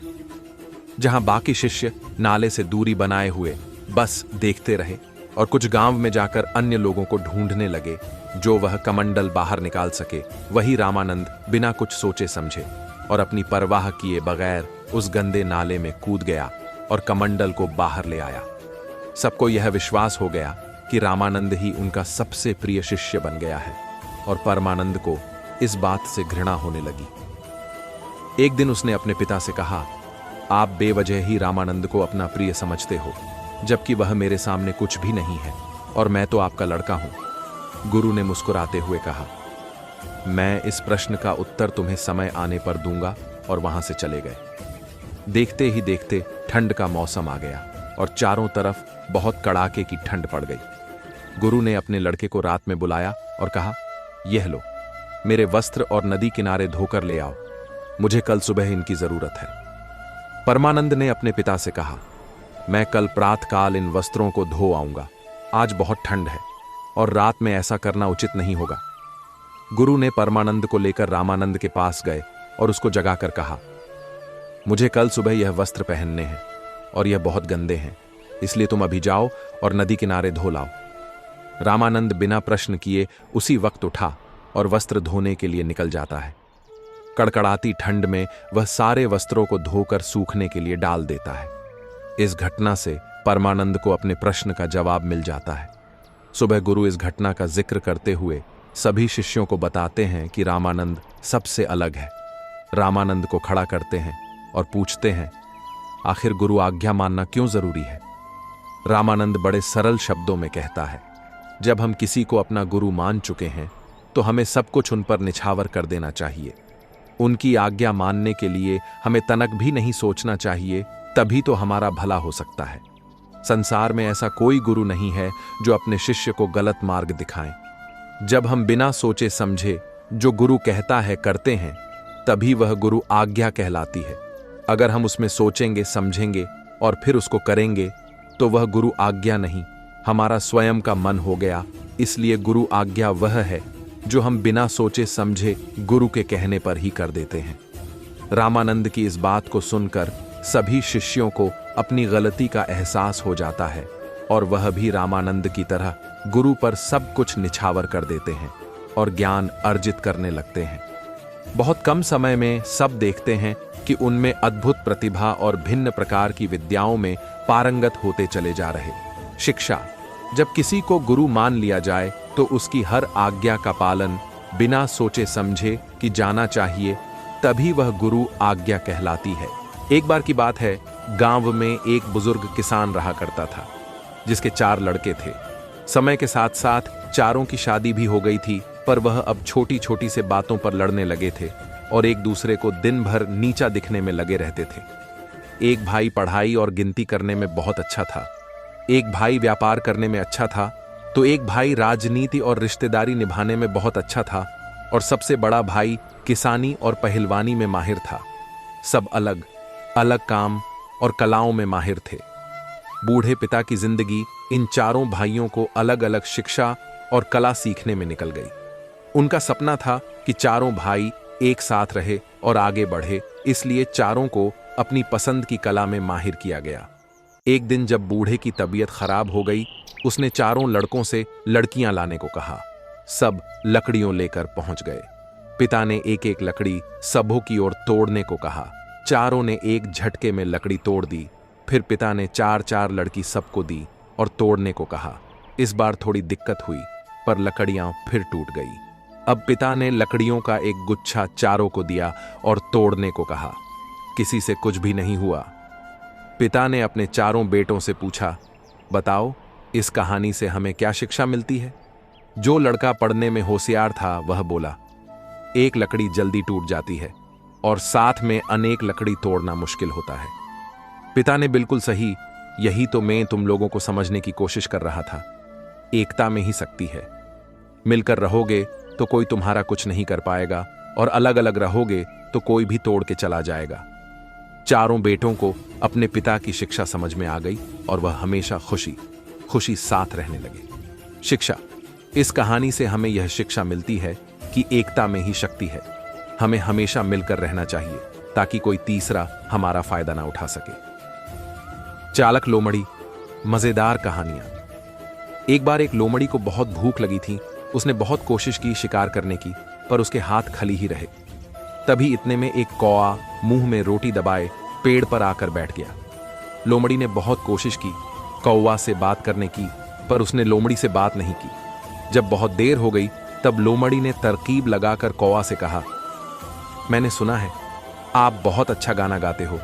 आज पूरे गांव में तुम्हारे गाने के ही चर्चे हो रहे हैं। क्या तुम मुझे अपना गाना सुना सकते हो? यह बात सुनकर कौवा खुश हो गया और जैसे ही कौवे ने गाने की कोशिश की, उसके मुंह से रोटी नीचे गिर गई और लोमड़ी रोटी उठाकर भाग गई। कौवा बाद में अफसोस करते रहा। शिक्षा। हम जो कर रहे हैं हम उस पर ध्यान देना चाहिए, किसी की बातों में नहीं आना चाहिए। एक समय की बात है। एक घने जंगल में एक लोमदधी रहती था। एक दिन उस लोमदधी को बहुत ज्यादा भूख लग जाती है, इसलिए वो जंगल में खाना ढूंढने के लिए घूमने लगती है। खाना ढूंढते ढूंढते उस लोमदधी को एक खरगोश मिलता है, पर वो खरगोश थोड़ा छोटा होता है। इसलिए वो लोमदधी सोचती है कि इस छोटे से खरगोश को खाने से मेरा क्या ही होगा, इसे अभी छोड़ दिया छी देती हूं। फिर लोमदधी जब खाना ढूंढने के लिए आगे बढ़ती है तो उसे एक हिरण दिखाई देता है। हिरण बहुत ज्यादा मोटा दिख रहा होता है, जिसे देखकर लोमदधी के मुंह में पानी आ जाता है। मन ही मन में उस लोमदधी ने सोच लिया कि आज इस हिरण को खाकर मुझे बहुत मजा आएगा। तब लोमदधी ने उस हिरण के पीछे भागना शुरू कर दिया ताकि वो उसका शिकार कर सके। पर हिरण के पास इतनी ज्यादा तेजी थी कि उसने आसानी से उस लोमदधी से पीछा छुड़ा लिया। हिरण का पीछा करते लोमदधी की हालत बुरी तरह से खराब हो गई, क्योंकि वो पूरी तरह थक चुकी था। थकान के कारण अब उस लोमदधी की भूख और भी ज्यादा बढ़ गई, पर उसे जंगल में खाने के लिए कुछ भी नहीं मिला। तब उसने सोचा कि अब उस जगह जाया जाए जहां पर खरगोश रहता है। जब लोमदधी खरगोश वाली जगह पहुंचती है तो उसे वहां खरगोश कहीं नजर नहीं आता, जिससे वो लोमदधी निराश हो जाती है। फिर लोमदधी अपने घर वापस आ जाती है और उसे कई दिनों तक कहीं भी खाना नहीं मिलता है। एक गांव में दो कुत्ते रहते थे, जिनका नाम था मोती और कालू। कालू नाम का कुत्ता बहुत ही शैतान था और जो भी लोग उसके आसपास से गुजरते थे वो उन सभी को परेशान करते रहता था। जब भी कोई बच्चा कालू के पास से कोई सामान लेकर गुजरता तो वो उसके सामान को छीन कर भाग जाता था। इसी कारण कालू से उस गांव के बच्चे और बड्ढे भी परेशान रहते थे। पर मोती नाम का कुत्ता कालू से बिल्कुल उल्टा था। मोती हमेशा शांत रहता था और गांव में किसी को परेशान भी नहीं करता था। मोती गांव में रहने वाले छोटे बच्चों के साथ खेलता भी था, इसीलिए सभी लोग मोती को पसंद करते थे। एक दिन अमन नाम का लड्डी डेचका, जो कि उसी गांव में रहता था, उसने मोती को रोटी खाने के लिए दिया। तभी कालू की नजर उसके रोटी पर पड़ी गई। रोटी पर नजर पड़ जाते ही कालू ने रोटी को छीन लिया और वहां से भागने लगा। पर इस बार अमन ने इसे नजरअंदाज नहीं किया और उसने कालू को पकड़कर एक डंडे से उसे पीटना शुरू कर दिया। अमन ने कालू को इतना पीटा कि उसे उसकी नानी याद आ गई। उस दिन के बाद से कालू शांत रहने लगा और उसने गांव वालों को परेशान करना भी छोड़ दिया। अब कालू न तो किसी का सामान लेकर भागता और न ही फालतू का किसी पर भौंकता है। अमन की मार ने कालू को एक अच्छा कुत्ता बना दिया और अब मोती और कालू एक साथ रहने लगे। पुराने समय की बात है। एक गांव में एक घर के अंदर किसी ने एक तोते को पिंजरे में बंद रखा था। वह तोता उस पिंजरे से बाहर निकलकर आसमान में उड़ना चाहता था। बहुत कोशिश करने के बाद एक दिन वह तोता उस पिंजरे से बाहर निकल जाता है और आसमान में उड़ना शुरू कर देता है। उड़ते उड़ते वह एक जंगल की तरफ चल पड़ता है। आसमान में उड़ने के कारण वह बहुत ज्यादा खुश था और झूम रहा था। जंगल में उसकी नजर एक हाथी पर पड़ती है, जो एक पेड़ के नीचे आराम कर रहा था। हाथी को देख तोते ने सोचा कि इस हाथी के साथ मजाक किया जाए। मजाक करने के लिए तोता अपनी चोंच हाथी के सिर पर मारने लगता है, जिससे उसकी नींद खुल जाती है। फिर हाथी उस तोते से कहता है, तुम मुझे परेशान क्यों कर रहे हो? तब तोता हाथी को जवाब देता है कि मैं तुम्हारे साथ मजाक कर रहा हूं। फिर तोता बार बार उस हाथी को परेशान करने लगता है और परेशान होने के कारण हाथी उस तोते से दूर चले जाता है। यह सब करने में उस तोते को बहुत मजा आ रहा होता है, इसलिए वह हाथी को परेशान करने से नहीं रुकता है। फिर हाथी उस तोते को सबक सिखाने के लिए एक नदी के पास जाके अपनी सूंड नंदी के अंदर डाल लेता है। ऐसा करने पर तोते को लगता है कि हाथी उससे डर गया। फिर जब तोता दोबारा हाथी के सिर पर चोंच मारने आता है, तभी हाथी अपनी सूंड में पानी भरकर उस तोते की तरफ फेंक देता है, जिससे वो तोता पूरा गिला हो जाता है और वहां से भाग जाता है। किसी से साथ भी मजाक करने की एक सीमा होती है और उस सीमा को नहीं लांघना चाहिए। बहुत समय पहले की बात है। एक छोटे से गांव में एक कुत्ता रहता था। यह कुत्ता बहुत ही लालची था। उसका नाम टॉमी था। टॉमी का मन हमेशा खाने में लगा रहता था और वह हमेशा कुछ न कुछ खाने की फिराक में रहता था। गांव के लोग उसे खाना देते थे, लेकिन टॉमी को कभी संतोष नहीं होता था। वह हमेशा और अधिक चाहता था। एक दिन टॉमी को गांव के पास एक बड़ा टुकड़ा मांस मिला। वह बहुत खुश हुआ और उसे लेकर भागने लगा ताकि उसे अकेले में खा सके। वह भागता भागता गांव के बाहर एक नदी के पास पहुंचा। नदी के पास एक पुल था जिसे पार करके वह अपने सुरक्षित स्थान पर जा सकता था। जब टॉमी पुल पर पहुंचा तो उसने नदी के पानी में अपनी परछाई देखी। उसने सोचा कि पानी में कोई दूसरा कुत्ता है जिसके पास भी एक बड़ा टुकड़ा मांस है। टॉमी को लगा कि अगर वह दूसरे कुत्ते को डरा देगा तो वह उसका मांस भी छीन सकता है और उसे भी खा सकता है। टॉमी ने जोर से भौंकने की कोशिश की ताकि दूसरा कुत्ता डर जाए और उसका मांस छोड़ दे, लेकिन जैसे ही उसने भौंकने के लिए मुंह खोला, उसके मुंह का मांस नदी में गिर गया। टॉमी ने अपने मांस को पानी में डूबते देखा और बहुत पछताया। उसने अपनी लालच के कारण अपना ही मांस खो दिया था। इस कहानी से हमें यह शिक्षा मिलती है कि लालच बहुत बुरी बला है। जब हम लालच करते हैं तो हमें अंत में केवल हानि ही होती है। टॉमी ने अपने लालच के कारण अपना मांस खो दिया। अगर वह संतोष से अपने मांस को खा लेता और दूसरे कुत्ते के मांस के बारे में न सोचता तो उसे यह नुकसान न उठाना पड़ता।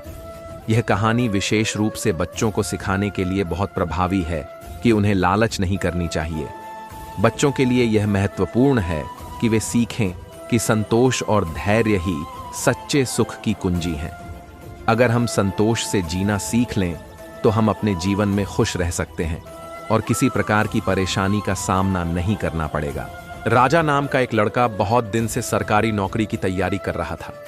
अंत में उसे स्कूल टीचर की नौकरी लग गई। जिस स्कूल में उसे पढ़ाने जाना था वो शहर से काफी दूर एक गांव में था, इसलिए उसे गांव के आसपास ही किराए पर एक घर लेना पड़ा, लेकिन वो घर भी स्कूल से काफी दूर था। राजा रोज पैदल स्कूल आने जाने लगा। कुछ महीने बाद जब उसके पास अच्छे खासे पैसे जमा हो गए तो उसने उस पैसे से एक बाइक खरीद ली ताकि और उसे पैदल स्कूल न जाना पड़े। राजा जब भी स्कूल जाता और रास्ते में कोई उसे पैदल दिख जाता तो वो उसे अपने बाइक पर लिफ्ट दे देता। स्कूल से वापस आते समय भी राजा वहीं करता। ऐसा एक भी दिन न हो जिस दिन उसने किसी को अपने बाइक पे बिठाए बिना स्कूल गया हो या फिर वापस अपना घर आया हो। उसे जितना हो सकता वो सबकी मदद करने की कोशिश करता। एक दिन जब राजा स्कूल से घर जा रहा था तो उसे एक आदमी रास्ते पर अकेले पैदल चलता दिखा। उसने रोज की तरह उस आदमी के पास जाकर बोला कि आप मेरे बाइक पर बैठ जाइए, मैं इसी रास्ते से जा रहा हूं, आपको आगे छोड़ दूंगा। वो आदमी खुशी खुशी बैठ गया। कुछ दूर चलते ही राजा को महसूस हुआ कि उसकी पीठ पर नोखिला कुछ चुभ रहा है। अचानक वो आदमी राजा से कहने लगा, गाड़ी साइड में लगाओ और पैदल घर चले जाओ। उस आदमी के पास एक बड़ा सा चाकू था। राजा डर गया और गाड़ी रास्ते के साइड में लगा दिया। फिर वो आदमी बाइक लेकर चला गया और राजा भी अपने किस्मत को कोसते कोसते घर जाकर सो गया। राजा बहुत दुखी था और भगवान से बार बार ये कह रहा था कि मैंने तो सबकी मदद करना चाहा है, फिर मेरे साथ ऐसा क्यों हुआ। अगले दिन जब वो सोकर उठा तो उसने देखा कि उसकी बाइक घर के बाहर खड़ी है और उस पे एक चिट्ठी भी रखी है। जब उसने चिट्ठी को खोल के पढ़ना शुरू किया तो उसमें लिखा था, मास्टर जी, मुझे माफ कर देना। मुझे पता नहीं था आपकी बाइक आसपास की गांव में इतनी पॉपुलर है। जिसने भी मुझे इस बाइक पर देखा उसने ही मुझसे पूछा कि ये तो मास्टर जी की बाइक है, तुझे ये कहां से मिला। सबको पता चल गया कि मैंने आपकी बाइक चोरी की है, इसलिए मैं आपको आपका बाइक लौटा रहा हूं। हो सके तो मुझे माफ कर देना। इस चिट्ठी को पढ़ने के बाद राजा बहुत खुश हुआ और भगवान का धन्यवाद किया। उसे ये विश्वास हो गया कि भगवान हमेशा अच्छे के साथ अच्छा ही करता है। एक गांव में रोहित और सूरज दो जिगरी दोस्त रहा करते थे।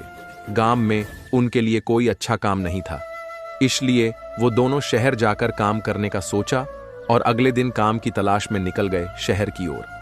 शहर गांव से बहुत दूर था। कई घंटों चलने के बाद दोनों दोस्त एक पेड़ के नीचे आराम करने के लिए बैठे। रोहित सूरज से कहने लगा, शहर अभी भी 4 से 5 किलोमीटर दूर है। लेकिन सूरज ने कहा, नहीं, शहर मात्र 2 से 3 किलोमीटर दूर है। इसी बात पे दोनों में बहस होने लगी। अचानक सूरज ने रोहित को जोर से एक चाटा मार दिया। रोहित शांत स्वभाव का था, इसलिए उसने सूरज से कुछ नहीं कहा और एक लकड़ी लेकर जमीन पर लिखने लगा, आज मेरा जिगरी दोस्त ने मुझे चाटा मारा। फिर दोनों शहर की ओर चल दिए। अब कोई किसी से बात नहीं कर रहा था।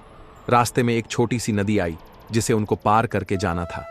सबसे पहले रोहित नदी में उतरा और उसका पैर दलदल में फंस गया। उसने सूरज से मदद मांगी और सूरज जल्दी से भाग के रोहित के पास गया और उसे दलदल से बाहर निकला। फिर दोनों एक साथ नदी पार किया। कुछ दूर जाने के बाद रोहित को एक दीवार नजर आया। उसने एक पत्थर ढूंढ के दीवार पर लिखने लगा, आज मेरे जिगरी दोस्त ने मेरी जान बचाई। ये देखकर सूरज रोहित से कहने लगा, जब मैंने तुम्हें थप्पड़ मारा तो तुमने वहीं पर जमीन में उस बात को लिख दिया, और अपनी जान बचाने की बात तो तुम नदी के किनारे भी लिख सकते थे, तो इतनी दूर इस दीवार पर क्यों लिखा। करा कुछ भी अपने मन में जमा करके नहीं रखना चाहिए, इससे उस इंसान के प्रति हमारे मन में नफरत पैदा होती है। इसीलिए जब तुमने मुझे थप्पड़ मारा तो मैंने उसे जमीन पर लिख दिया, क्योंकि कुछ देर बाद हवा चलेगी और वो लिखावट मिट जाएगी। लेकिन किसी की मदद को कभी भूलना नहीं चाहिए, उसे हमेशा याद रखना चाहिए। इसीलिए मैंने तुम्हारी की हुई मदद को नदी के किनारे नहीं लिखा और यहाँ इस दीवार पर लिख दिया, ताकि ये बहुत दिन तक यहाँ लिखा रहे। रोहित की जवाब सुनकर सूरज खुश हो गया और रोहित को गले से लगा लिया। फिर दोनों हंसते हंसते एक साथ शहर की ओर जाने लगे।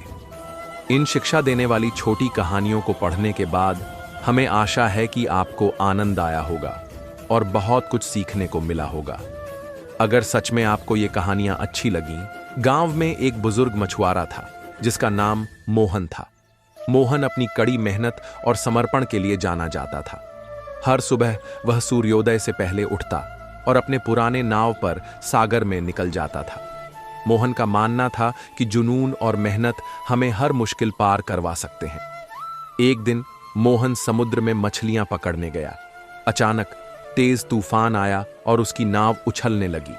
मोहन को डर लगने लगा, लेकिन उसने हार मानने की बजाय अपने संघर्ष से लहरों का सामना करने का फैसला किया। मोहन ने अपनी नाव को नियंत्रण में रखते हुए तूफान के खत्म होने की प्रतीक्षा की।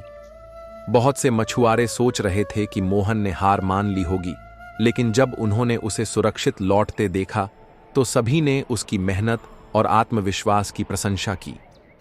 मोहन की इस संघर्ष की कहानी ने गांव के युवाओं को यह सिखाया कि कैसे कठिनाइयों का सामना करके ही सफलता पाई जा सकती है। नंदन एक छोटा बच्चा था जो एक छोटे से गांव में रहता था। उसका सपना था कि वह बड़ा होकर इंजीनियर बने और अपने गांव की परिस्थितियों को सुधार सके। नंदन के माता पिता किसान थे और उनकी आर्थिक स्थिति बहुत अच्छी नहीं थी, लेकिन नंदन ने कभी हार नहीं मानी। यह कहानी से जुड़ी है। वह नियमित रूप से स्कूल जाता और खूब मेहनत करता। उसे पढ़ाई में खुशी मिलती थी और वह अक्सर प्रतियोगी परीक्षाओं में टॉप करता। उसके अध्यापक भी उसकी मेहनत से प्रभावित थे। नंदन ने हमेशा अपने लक्ष्य के प्रति समर्पित रहकर अपने सपने को साकार करने की कोशिश की। जब वह हाई स्कूल पास हुआ तो उसने एक अच्छे कॉलेज में प्रवेश के लिए मेहनत करनी शुरू की। दिन रात की मेहनत के बाद नंदन ने एक प्रतिष्ठित इंजीनियरिंग कॉलेज में दाखिला प्राप्त किया। उसकी इस सफलता ने पूरे गांव को गर्वित कर दिया रीना एक साधारण परिवार से थी और उसका सपना था कि वह खुद का व्यवसाय शुरू करे। स्कूल और कॉलेज के दौरान रीना ने कभी हार नहीं मानी और हमेशा अपने सपनों को साकार करने के लिए मेहनत करती रही। समाज में महिलाओं के लिए मुश्किलों का सामना करते हुए भी रीना ने अपनी हिम्मत नहीं हारी। अपने परिवार की आर्थिक कठिनाइयों के बावजूद रीना ने छोटे स्तर से शुरुआत की। उसने अपने शहर की महिलाओं को एकजुट किया और एक छोटी सी सहकारी समिति बनाई। उन्होंने हस्तकला और सिलाई के कामों से शुरू किया और धीरे धीरे उनका काम बढ़ता गया। रीना की इस मेहनत और विश्वास के कारण आज उसकी समिति देश भर में मशहूर है और हजारों महिलाओं को रोजगार प्रदान करती है। रीना की यह कहानी के रूप में सामने आती है और यह प्रेरणा देती है कि सच्ची मेहनत और आत्मविश्वास से कुछ भी संभव है।